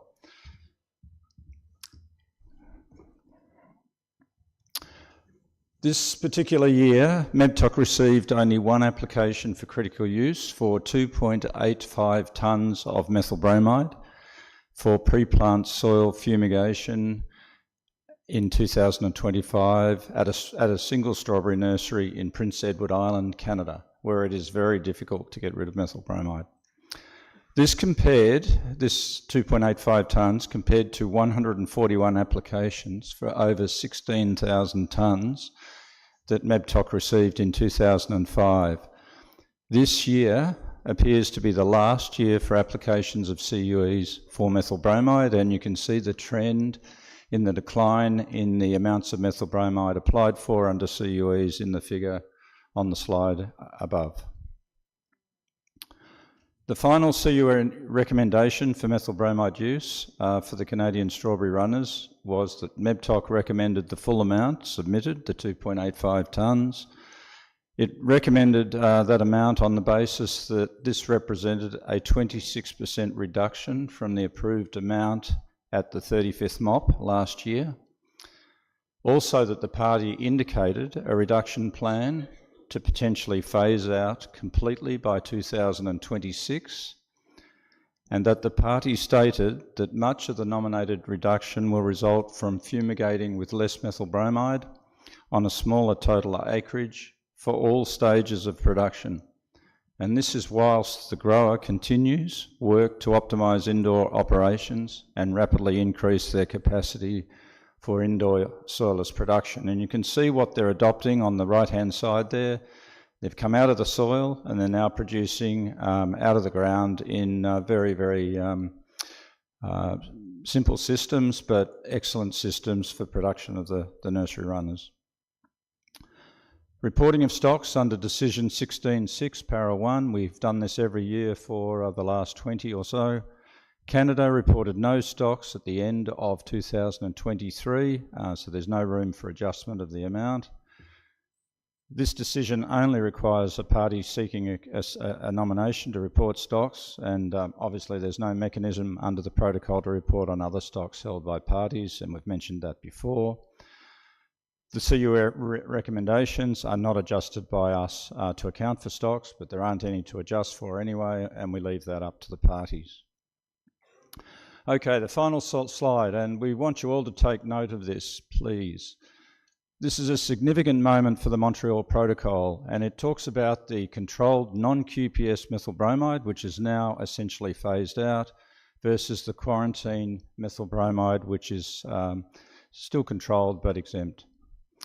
The reduction of over 62,000 tonnes of methyl bromide over the last 2 decades for the controlled use has been a huge achievement for the Montreal Protocol and is a significant gain for the ozone layer at the moment. 30% of the improvements are due to methyl bromide phase down. So it hasn't been wasted controlling the use of methyl bromide. It's taken huge pain by agricultural industries globally, and we've still got a challenge. The challenge now is between 8,000 to 10,500 tonnes of methyl bromide are still used for QPS uses globally, and there are countries making huge strides and reductions in this space. What I'm going to do now is break with protocol, and the first point here deserves a bit of acknowledgement from for the Montreal Protocol, and I think we should clap every party that's used methyl bromide, and I said I would get a clap from this audience for this achievement, and I think it's worth doing. So well done, parties, for where you've got to.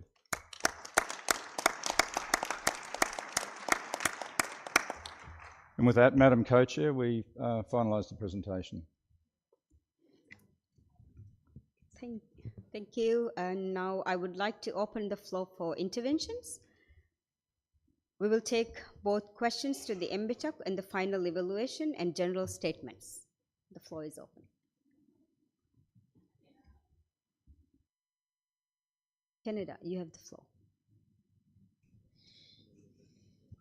Thank you, Madam Co-Chair.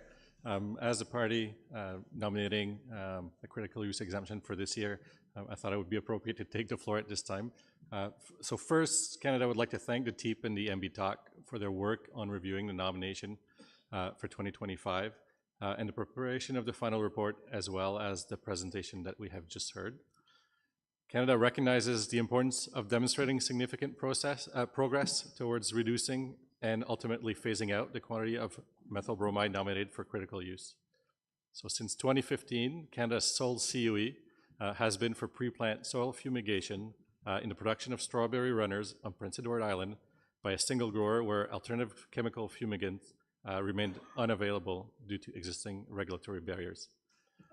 So the nomination of 2.84 tons of methyl bromide for 2025 represents a significant reduction from the amount authorized for 2024 by decision 3515, and is notably less than what would be required to fumigate the entire acreage under business as usual scenario.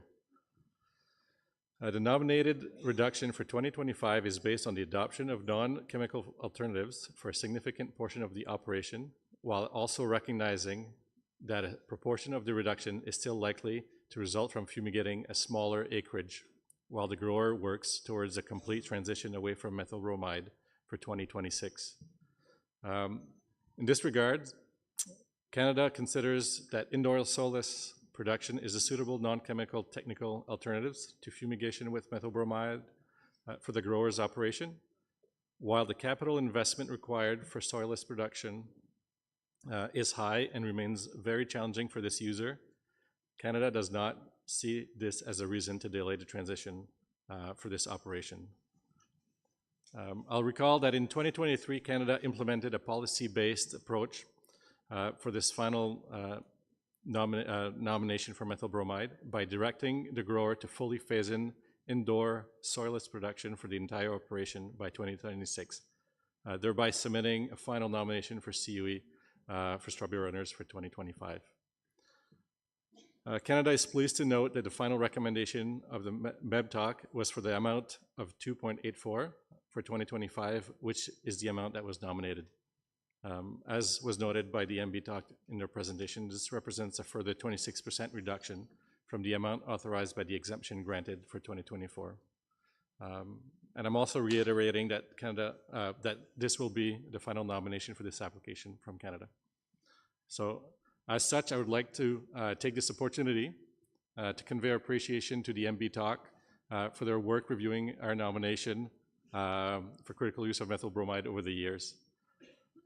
Madam Co-Chair, Canada has engaged with, in the margins with parties that have shown interest on this issue in the past and has prepared a draft proposal for decision for critical use nomination 2025. But just before I took the floor, I did not see if the CRP was posted, but it is there now. Okay. So if you allow me, I would like to briefly present the CRP.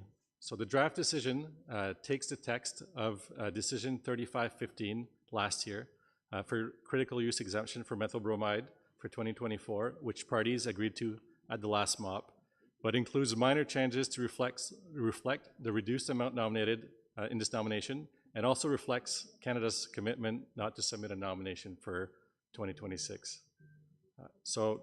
In summary, the decision would permit Canada a level of production and consumption of 2.85 tons of methyl bromide for use in the production of strawberry runners for 2025 with the same conditions as previously agreed by parties specific to Canada's nomination. So we're hopeful that that parties can support the draft decision as presented in CRP, and I'd like to thank you, Madam Co-Chair. Thank you, Canada, and congratulations. And we would like to open the floor for any comments on the draft decision, just introduced by Canada, including questions to the proponents. The floor is open.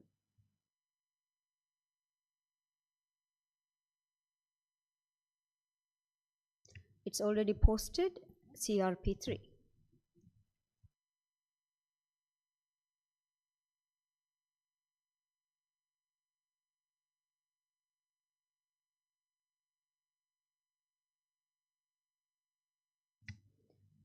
I do not see anyone requesting for the floor. In that case, can we suggest that it been forwarded to the high-level segment for adoption? I have Myanmar and EU requesting for the floor. Myanmar. Thank you, Co-Chair. This is a second intervention of Myanmar. Yes, I would like to thank to CU in for their the comprehensive report. So we are also trying to use of methyl bromide, but according to the market condition, so the demand of methyl bromide is still increasing because of the buyer request to use the methyl bromide. So that is very important for our country because we are agriculture-based country, and that's why. So we would like to support the exemption for the methyl bromide for 2025 as well. So after 2025, we will make the specific decision or the following the protocol. Thank you. Thank you. And now I give the floor to EU.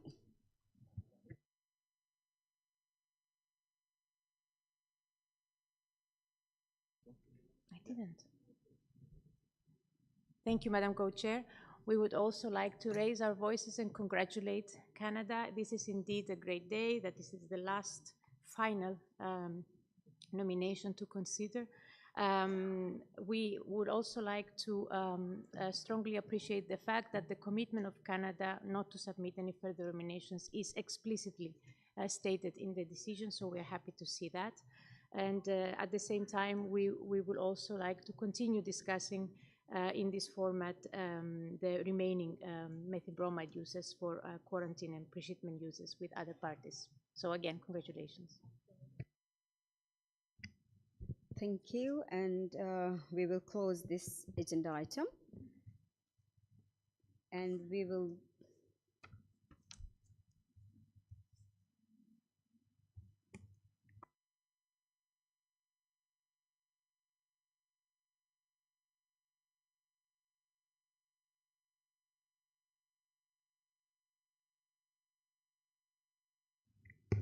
Thank you, and then we will go back to agenda item 4J, strengthening Montreal Protocol institutions, including combating illegal trade. And we see that the new CRP is already been posted, and then I would like to give the floor to EU to present it to the plenary.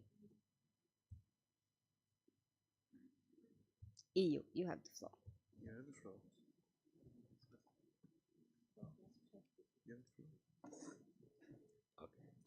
Thank you.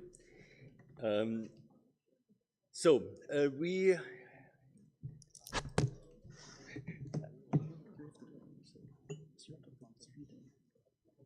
yes.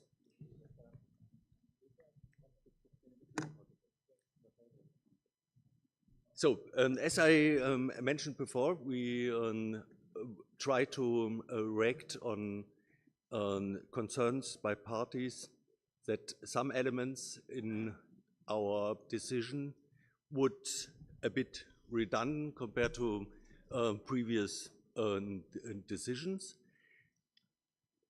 We tried to clarify the purpose of the paragraph on licensing systems, that it should not be repeating what the Secretariat already did in previous years, but rather to provide information document which is easily accessible, and to combine those the information with the elements important to establish compliant licensing systems.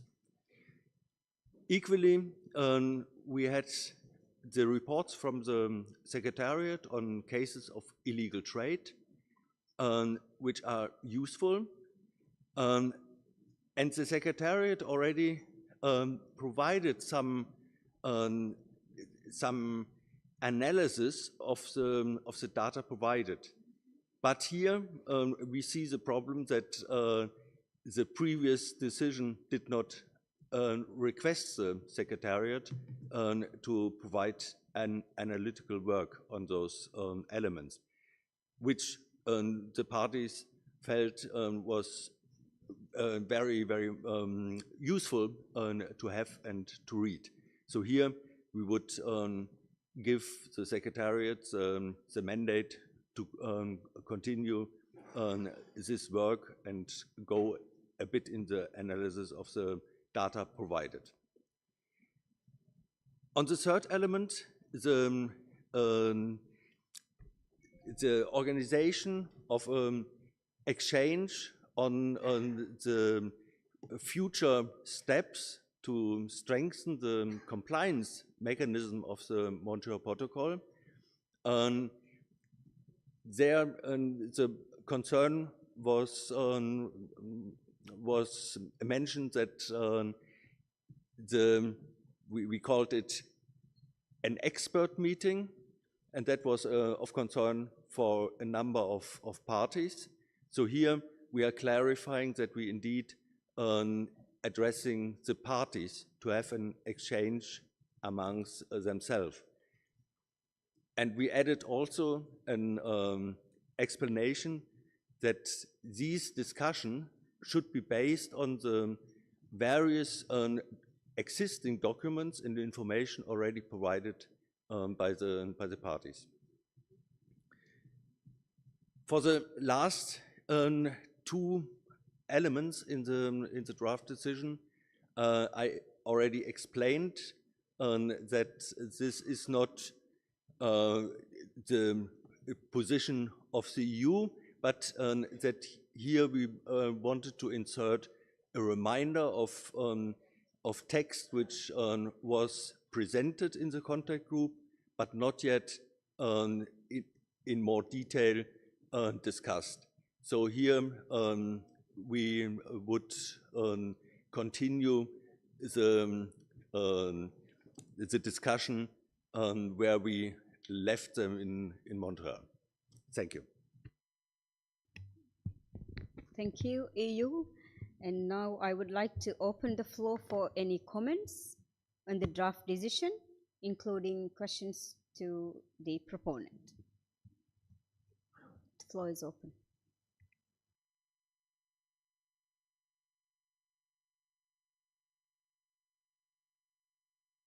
Australia, you have the floor. Thank you very much, Co-Chair, and good afternoon to everyone. We would like to firstly thank the EU for taking the time to reflect on the comments that parties had made at the OEWG and to present a new CRP for the consideration of for our consideration at this meeting. And we think there are some elements in the decision that might be quite useful to consider a little bit more deeply. In relation to the idea of a meeting of interested parties to reflect on the functioning of the compliance mechanism, we just wanted to note that we feel that that might be quite a broad articulation. I think our view is that we would want to be quite concise about how we would take this issue forward, and also that any work that we would ask ourselves or the Secretariat to do would actually be adding value to the work that has already been done. We are conscious that we have had a workshop on strengthening institutions in the past. We've had several documents, and we would want to try and see if there's a way forward to be more precise in what we might be wanting to seek under under this particular sort of remit that the EU has put forward. So just a couple of quick reflections. We're of course happy to discuss this in whatever format the co-chairs see fit. Thank you. Thank you. Thank you, Australia. And now I give the floor to Switzerland. Thank you very much, Madam Co-Chair. Strengthening institutional process remains a very important task. The Montreal Protocol will be 40 years old soon, and some processes need to be updated, improve, or further develop to allow the protocol to keep delivering on its objectives. So we would like to thank the European Union for bringing forward an updated version of their CRP. They've listened to the good discussion we had in Montreal, and we're very thankful for this version that has taken those into account. To echo what Australia has mentioned just before me, it is not the first time that we discussed this. We have developed and discussed good elements. We have existing document. That's why we welcome the mention on para 3 in the CRP of building up the work on the existing documents. So this meeting of interested parties should be constrained in the frame that already exists, and this is something that we very much welcome. We also think that maybe there is a way to include some kind of expertise and knowledge within this meeting so that we don't go in every direction and we really focus on precise points that need to be addressed under the Montreal Protocol. So we are very much looking forward to discuss those points and find a good way forward to move on this issue. Thank you very much. Thank you, Australia. Are there any other delegates who would like to take the floor on this agenda item? I see none, so therefore I would like to propose that we establish a contact group to discuss the new draft presented by the EU. And we would like to request Fatmat Usra from Maldives and Jana from Czechia to co-chair the contact group. The time in the room for the contact group, we will announce it later. And with this, I would like to hand over to my co-chair.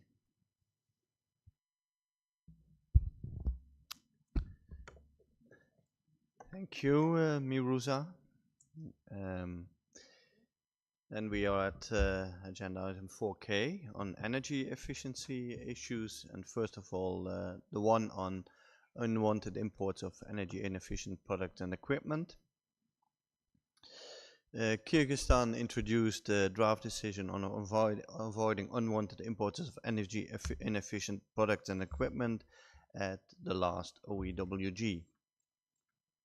The draft decision invites parties to voluntarily inform the Secretariat if they do not consent to the importation of such products and equipment into the territories, with the Secretariat maintaining and updating annually a list of those parties. There was a contact group established during the last OEWG.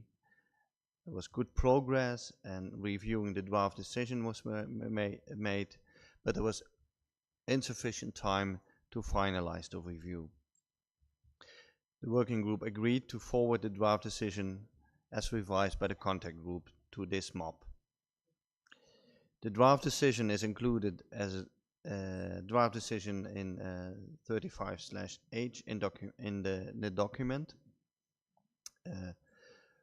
So I now would like to propose that we establish the contact group, re-establish the contact group that already existed, to continue the consideration of the draft decision that was forwarded by OEWG 46 to this meeting.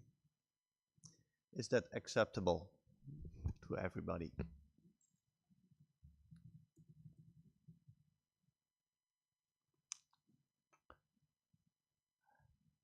I see nobody no objection, so we can establish this contact group and re-establish the contact group. And one person is already known, that's Morin Gonfrin from France, who can be co-convener of this group. And we're looking for A5. There are some slight changes in the listing, so sometimes you don't hear the names immediately, but will be announced later, and also when and where to meet.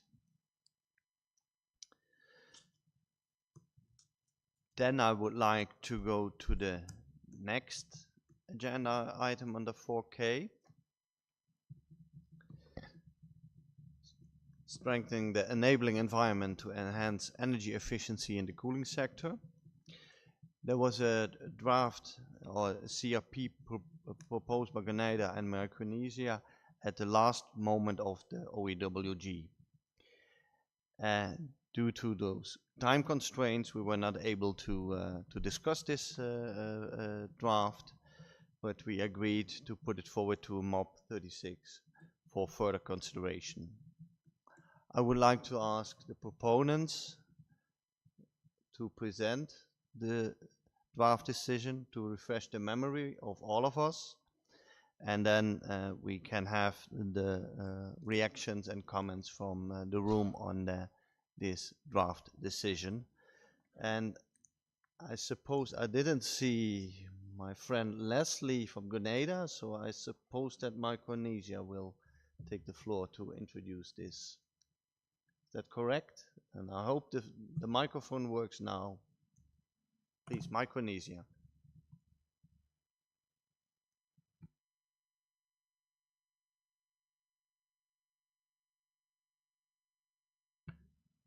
So the microphone doesn't work, so best would be to go to Mauritania once again, and then please introduce the draft decision.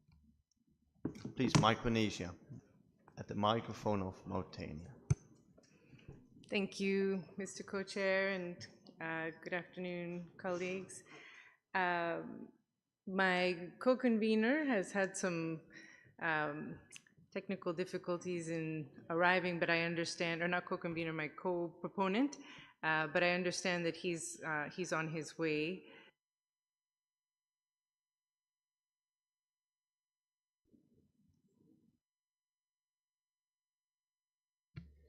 Mauritania, yeah, or Micronesia behind the microphone of Mauritania.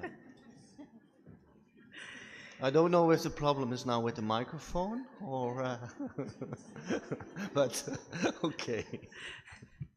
I'm going to feel a bit schizophrenic soon. So thank you, and I'll try to be brief before the microphone cuts me off again. So we are pleased to have the opportunity to present again to the parties the draft decision that we have brought forward on strengthening the enabling environments for energy efficiency. I was hoping that my co-proponent would be here to present, and so I beg your patience as I pull up the CRP for us to present.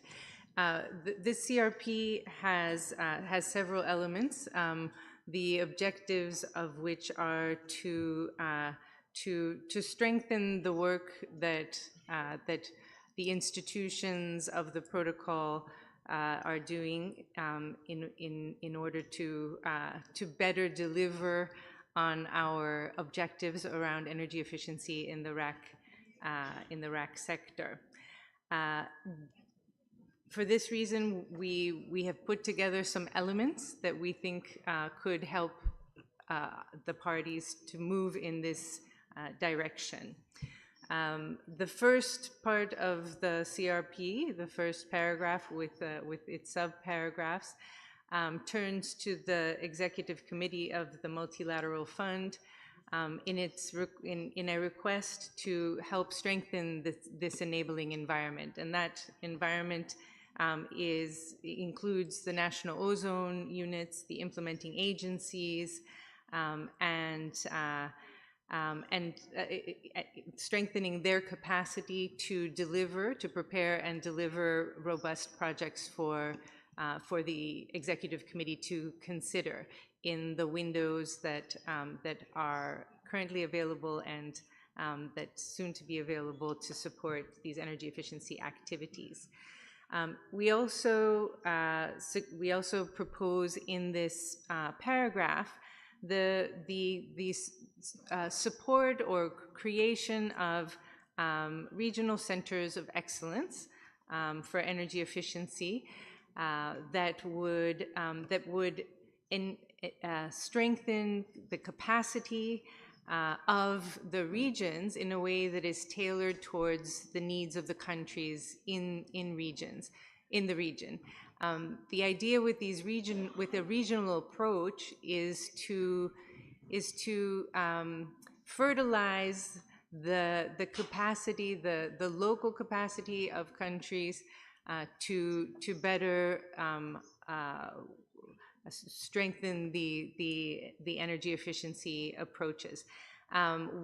We consider that the global approach is sometimes helpful and sometimes less efficient, sometimes less supportive of the regional particularities and needs. So we are aware that there are discussions in the executive committee and some consideration to taking regional approaches, and so we would support with this discussion here that process there, not be duplicative, but we hope to be supportive of this regional perspective and strengthening. The second part of our proposal requests the executive committee to take special consideration for the circumstances of low and very low volume consuming countries in their decisions, in the upcoming decisions on provision of finance for non-investment projects under the operational framework on energy efficiency. It is the experience of the two countries that are proponents, both very low volume consuming countries, as well as other countries with which we have spoken, that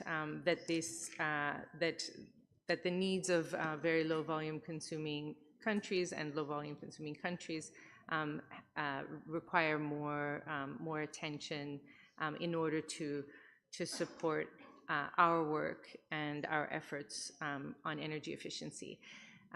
These efforts, from our perspective, are important not only from a climate perspective and from a Montreal Protocol perspective, but also to support our energy security. The third request turns to Ozone Action to request that they consider funding, using the funding that they receive from the executive committee to support additional training, capacity building, and technical assistance for preparation and implementation of energy efficiency. So it's bringing kind of the various institutional pieces together to work collaboratively towards similar ends. And the final piece requests is a request to the TEEP to continue updating the parties on issues of relevance to energy efficiency, as they've been doing in previous reports.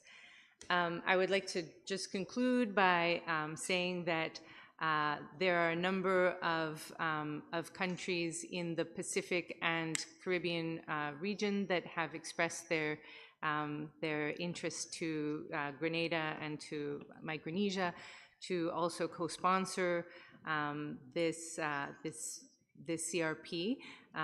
There is a sense of urgency from many small island states around the opportunities and the need to take greater steps forward on energy efficiency, and a recognition that while this forum has done extraordinary work up to now to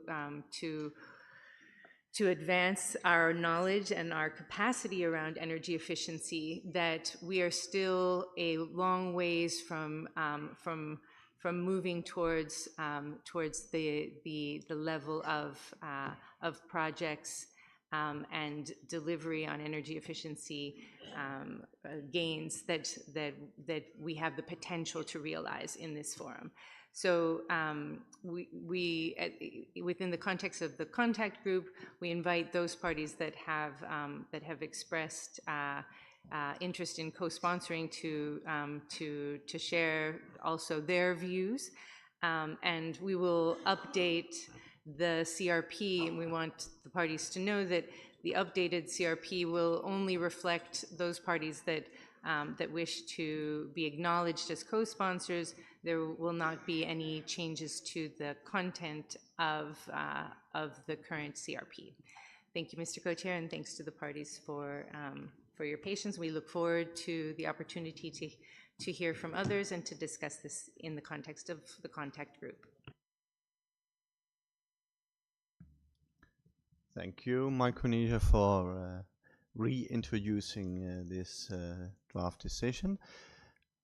I'm now looking into the room of parties who would like to react on that.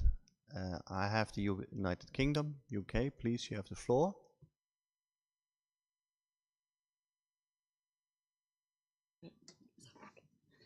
Firstly, I would like to thank Micronesia and Grenada for presenting the draft decision.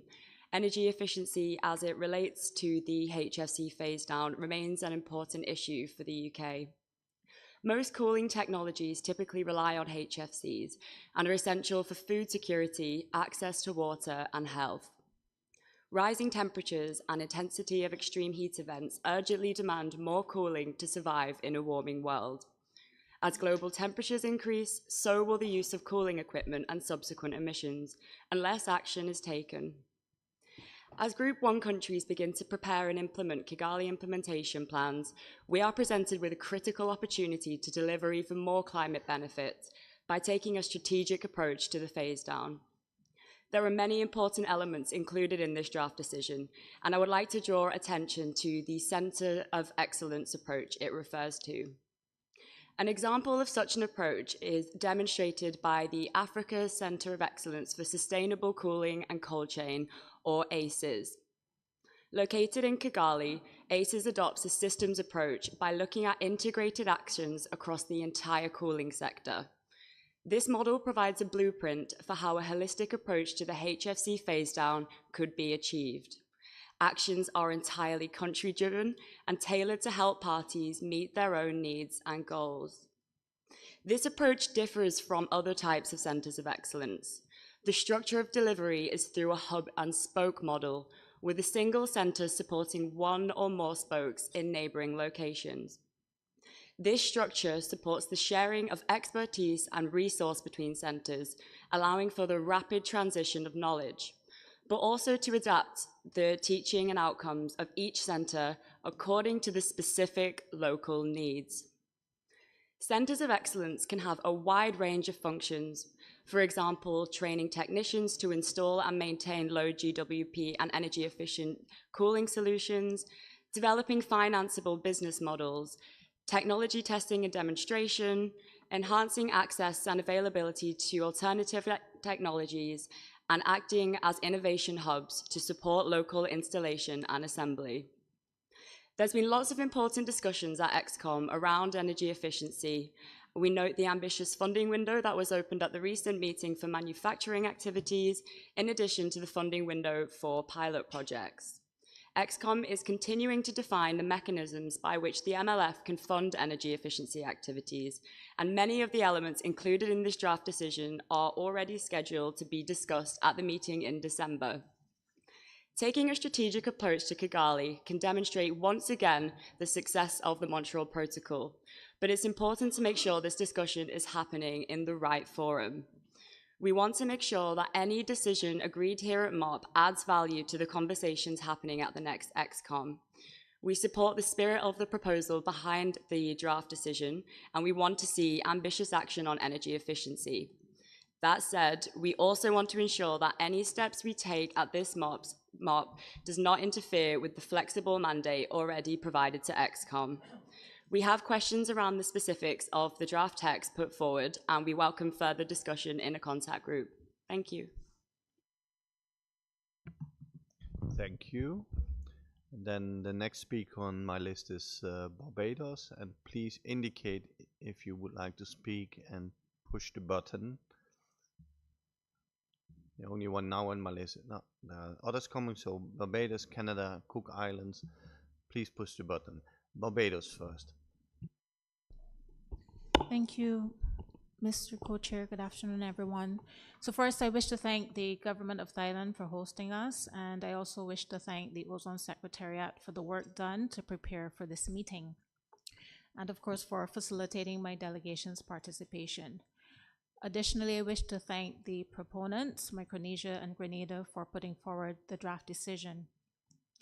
While we note that we as Article 5 parties are encouraged to introduce maps to drive the update of alternative technologies, update HPMPs to support upskilling of technicians, and we welcome the funding windows created for investment and non-investment projects, my delegation supports the continuation of steps being taken to consider issues of energy efficiency and would support further discussion of the proposed CRP in whatever format the co-chairs deem relevant, as there are some ideas that warrant further exploration. Thank you. Thank you, Barbados. Then floor goes to Canada, and afterwards I have Cook Islands, Kenya, and Australia. So Canada first. Thank you, Mr. Co-Chair.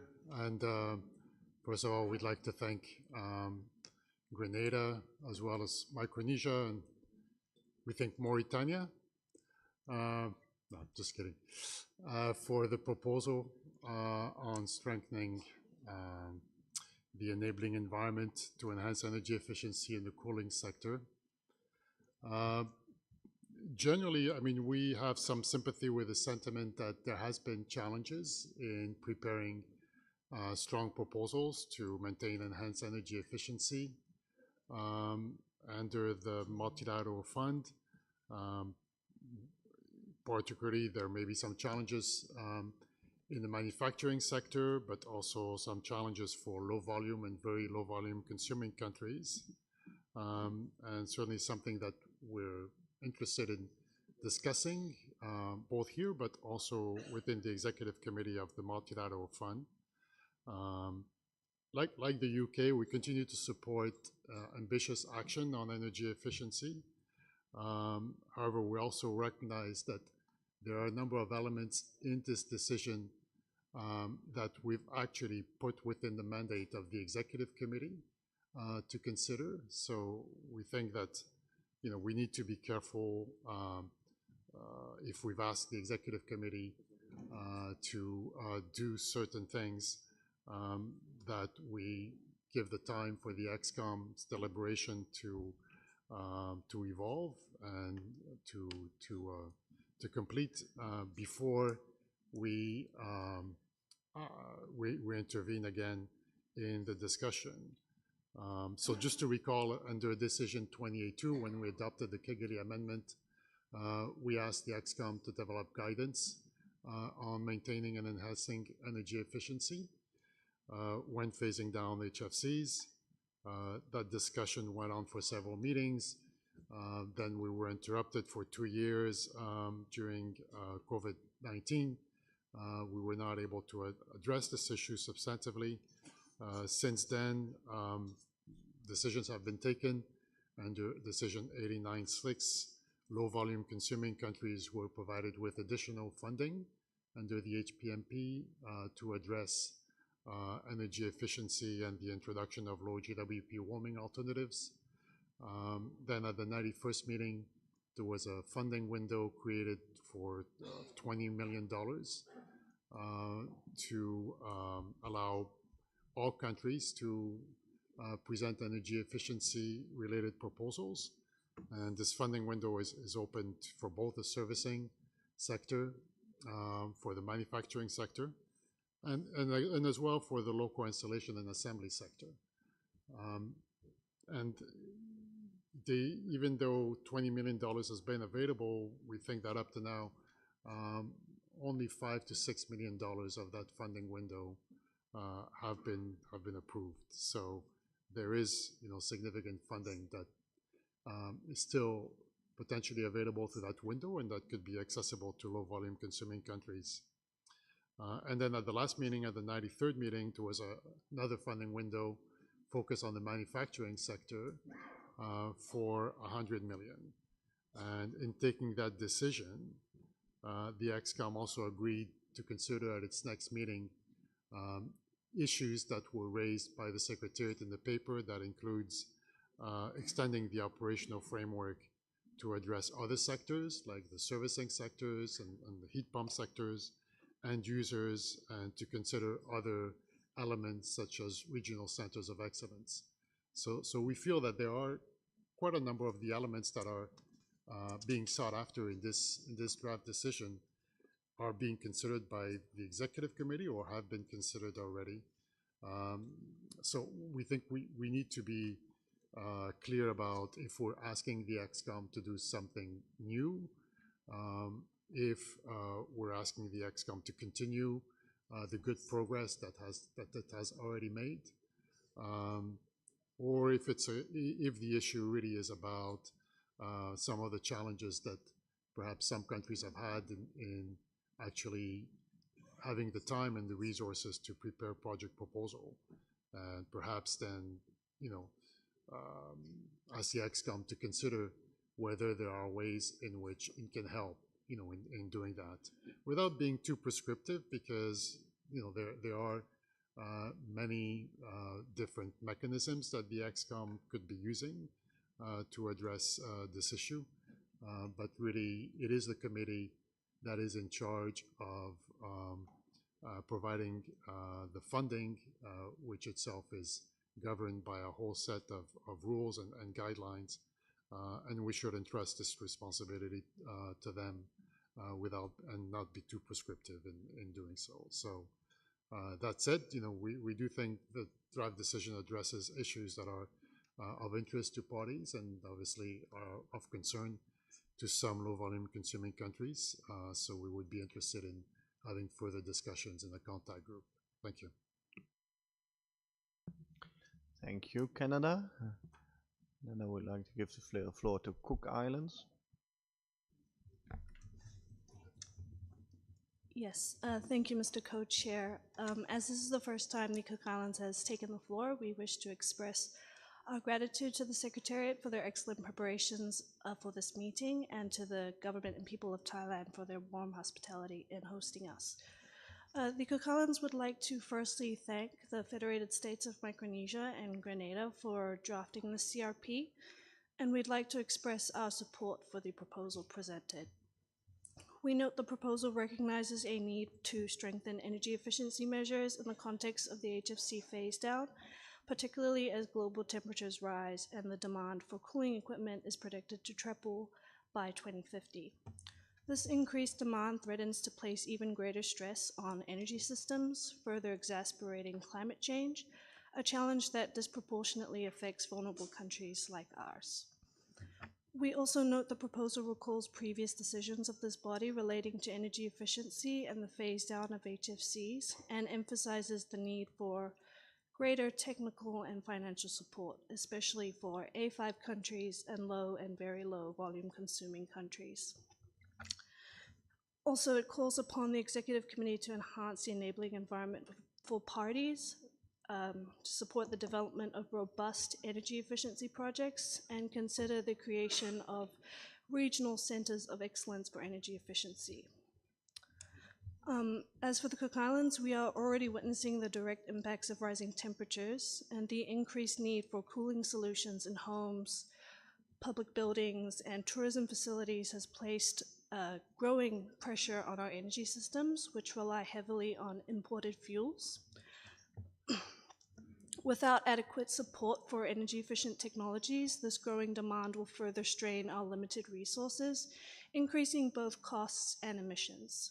So our situation underscores the importance of this CRP, which calls for enhanced financial and technical support, particularly for low and very low consuming countries. We believe that this proposal may help ensure that all parties, regardless of their size or resources, can successfully integrate energy efficiency measures into their HFC phase-down efforts. So once again, we'd like to thank the proponents for introducing this important draft decision, and we welcome further discussions in a contact group. Thank you, Mr. Co-Chair. Thank you, Cook Islands. And I have two more speakers now on my list. That's Kenya and Australia. Are there others who would like to speak? And show up some more, Vanuatu and Egypt, because I really would like to close then the list. So it's Kenya, Australia, Vanuatu and Egypt, and then we would come back how we would like to proceed with this issue. Kenya first. Thank you very much, Mr. Co-Chair. Actually, Kenya thanks Grenada and federated states of Micronesia on this proposal of strengthening the enabling environment to enhance energy efficiency in the cooling sector while implementing the Kigali Amendment. Kenya welcomes the proposal to support the creation of regional centers of excellence for energy efficiency to provide various forms of assistance on energy efficiency in the refrigeration, air conditioning, and heat pump sector. Such regional center, Mr. Co-Chair, will serve as a good benchmark for the national context. In addition, Kenya right now is actually equipping some of the three training institutions in the country with the support of GIZ in actually equipping the training institution so that they become center of excellency. Mr. Co-Chair, actually the technicians, as we are aware now, actually need additional training, capacity building, and technical assistance on energy efficiency for the future. This can be made possible with high quality project proposal that address energy efficiency as proposed by the proponents. Thank you. Thank you, Kenya. Australia, please, you have the floor. Thank you very much, Co-Chair, and thank you also to Grenada and the Federated States of Micronesia for their proposal. It was submitted very late at the OEWG, so we're glad to have this meeting to reflect on the various elements in the CRP. We are supportive of how the Executive Committee has undertaken and progressed its work on energy efficiency while phasing down HFCs as was directed to us under Decision 28.2 when we adopted the Kigali Amendment. And I think the ExCom has made some really quite remarkable progress in the last few years and in the last few meetings in opening windows and providing funding to countries to look more closely into how they might improve the energy efficiency of equipment while they are phasing down HFCs. Some of these activities have been identified by Canada and others, and in fact, under some of the windows, there have been many projects already approved for low volume consuming countries to look particularly at energy efficiency in the context of servicing sector activities. So we do appreciate the sentiment that has been behind the CRP that has been put forward, like the UK and Canada have articulated. We do think that there is work already underway. In particular, the next meeting of the Executive Committee is particularly looking at funding operational framework for non-manufacturing activities, including for the servicing sector and the potential for regional centres. And I think that perhaps we would need to be careful as a body that we are not constraining those discussions by any decisions that we might take here. So we would encourage the ExCom to continue its good work and to expand the work that it's already doing, and to continue to consider and approve projects for energy efficiency while phasing down HFCs. There have been many of them, and indeed I note that my understanding is that an energy efficiency project for Pacific Island countries is being submitted to the next meeting of the ExCom for consideration as well, and we are happy potentially to be a bilateral partner in that activity. So just to say that there's much work underway, and we would want to not would not want this decision to perhaps constrain the work that is already underway, and to think quite carefully about any decision that we might take here, whether it constrains or perhaps duplicates the work that is already underway. So we are happy to have more discussions to try and tease out perhaps some more specifics in a contact group, or however the co-chairs decide.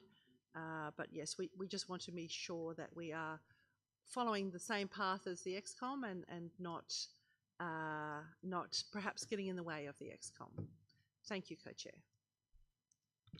Thank you, Australia. Then I have Vanuatu.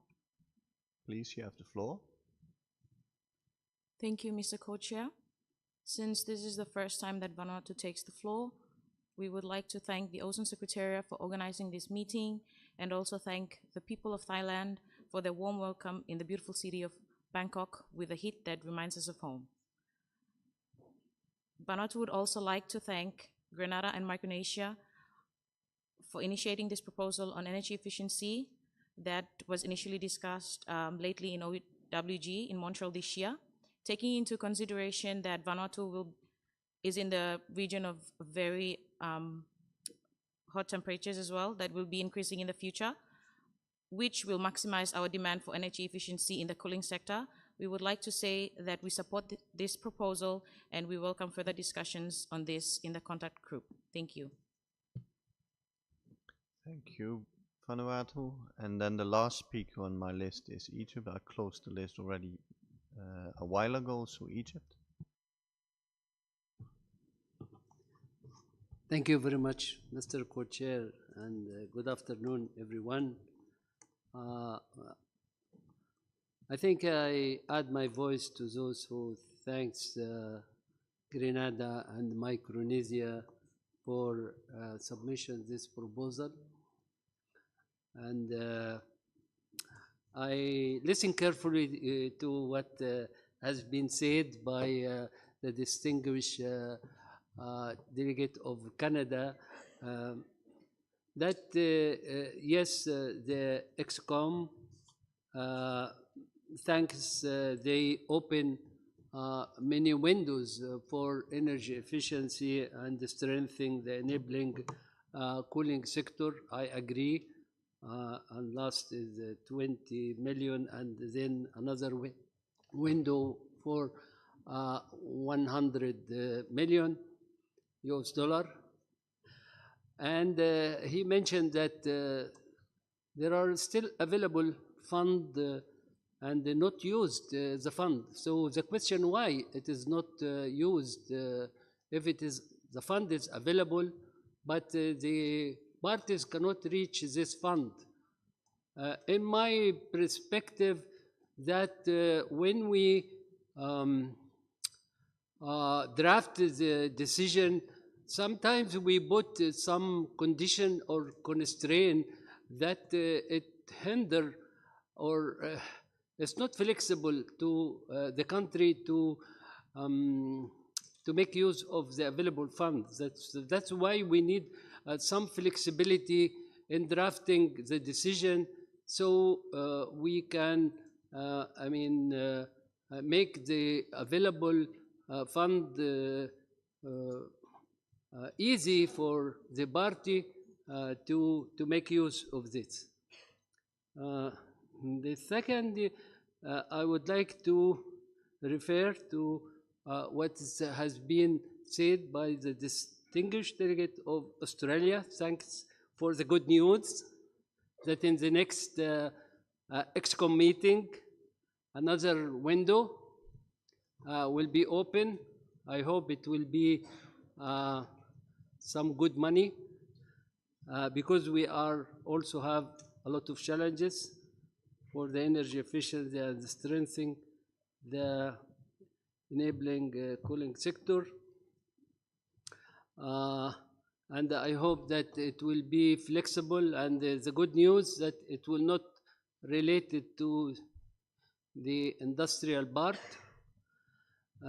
because as my colleague from Kenya is also proposing some activities that is really needed, like the regional center of excellence.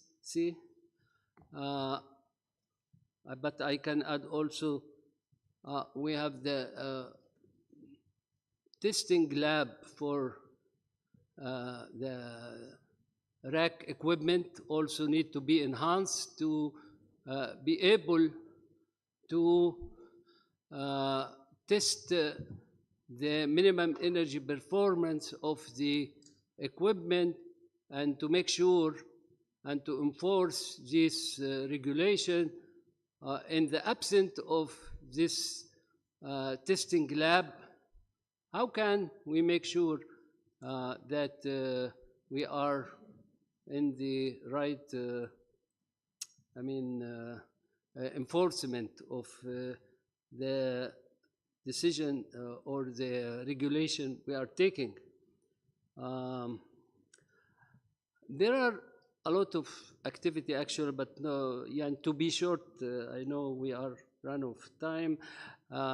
When we would like to co-finance some factory to produce hydrocarbon, to encourage the industry, local industry, to convert to this technology, we need also to give some incentives to them or to support them. Also, we have some factory producing compressor based on all the technology, and they are looking forward to convert their production to accommodate the new technology. And also it's a huge investment, and it's not, they are not asking for all the investment. They are only asking for some help or incentives or co-financing, just to exhibit it and help them to go fast. And there are, to conclude, there are many activities that has indirect impact to the issue of energy efficiency and to the cooling, enabling cooling sector, that might not link directly to the phase down of HFC, but it has also a great impact in the conversion and in the facilitate and make it the process more rapidly. So let us wait until we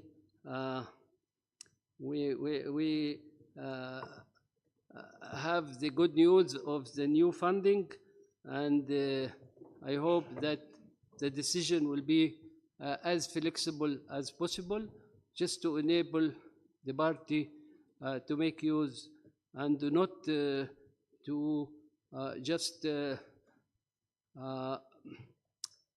providing some money, but we cannot reach this money. And I stop here and thank you very much, Mr. Co-Chair. Thank you, and now I would like to talk a little bit about my co-chair.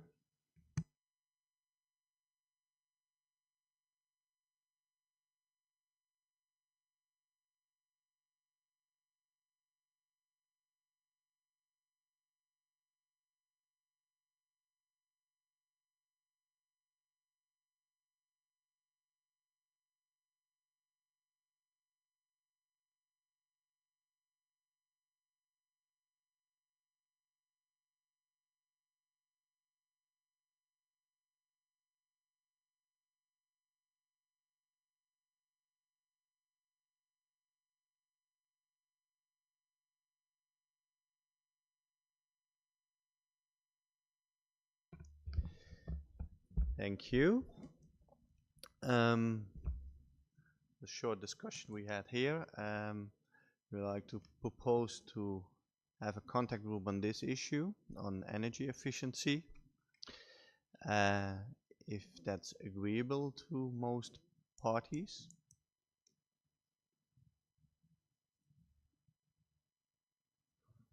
I see it is agreeable. Then a contact group can be established and will be established on this this issue. I would like to ask then Sergio Marino from Mexico and Alain Wilma to conduct this group. We are ahead of schedule, and I have a proposal that we very quickly go through 2 agenda items, and then we can finalize this meeting. First one is to go to the agenda item 4M, changes in the membership of TEEP.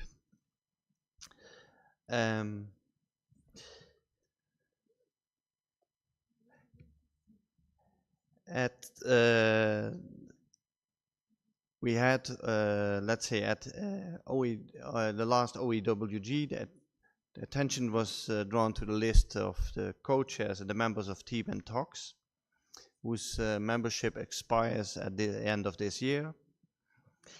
And there was a request for nominations. And up to now, the Secretariat has received 10 nominations. I will mention them.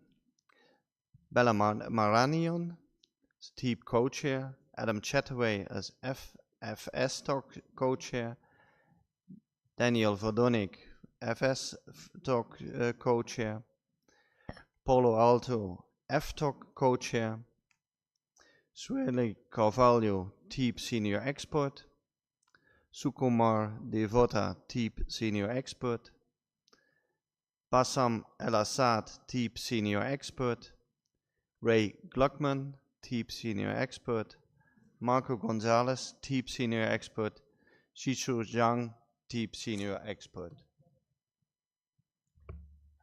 The nominations are all posted on the meeting portal. If parties are submitting additional nominations, then please do so as soon as possible, and they also will be put on the portal. I would like to propose that nominating of let's say persons, interested parties would discuss in an informal group and agree then on the nominations. And the Secretariat is requested to assist this group and prepare a COP containing the agreed nominations for appointment. We can then present that by one of the parties to the plenary at a later stage. The formal group can be given time and a room for its meeting. We think of Wednesday, after all the nominations have been submitted by interested parties. Is this an acceptable way forward?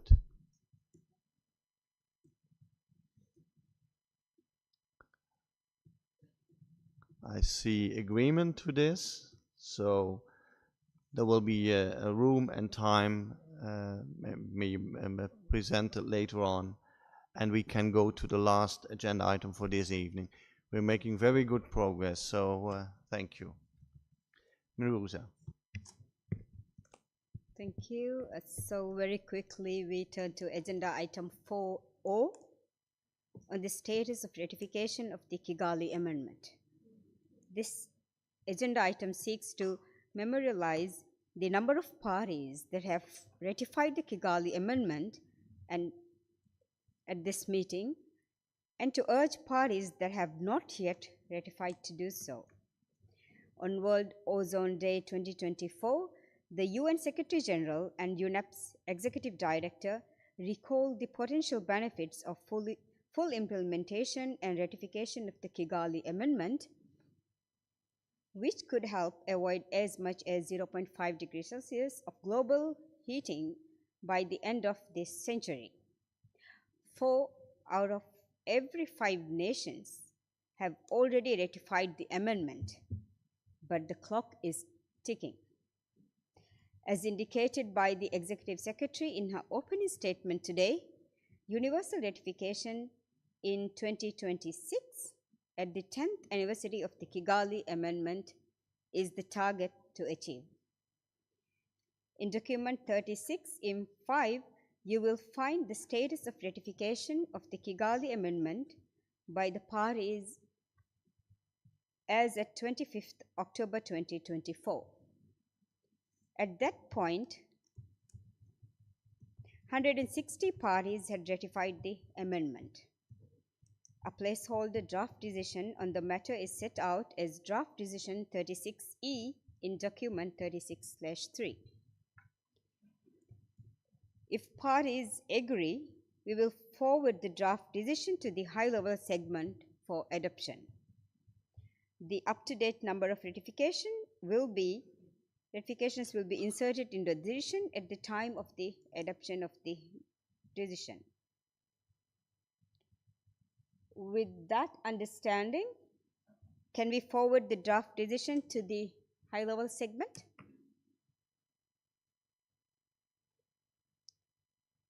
Thank you, delegates. Almost to 6, just 1 minute. So we will close the plenary for today and continue with the contact groups. You can, we will post it on the app, and also you can see it on the screen. Have a very good evening, everyone. Have some good Thai food. Rest well, and see you all tomorrow. And announce also in the morning. Yeah. You can also see tomorrow's contact group schedule as well. Thank you, everyone.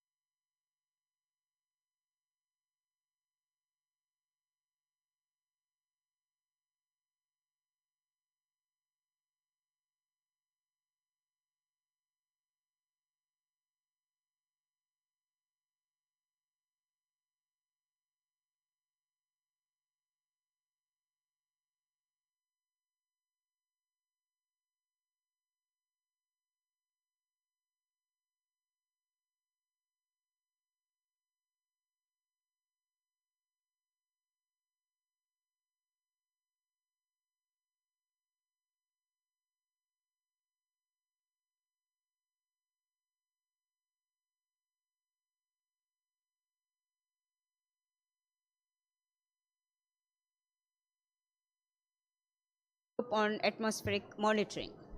First meeting.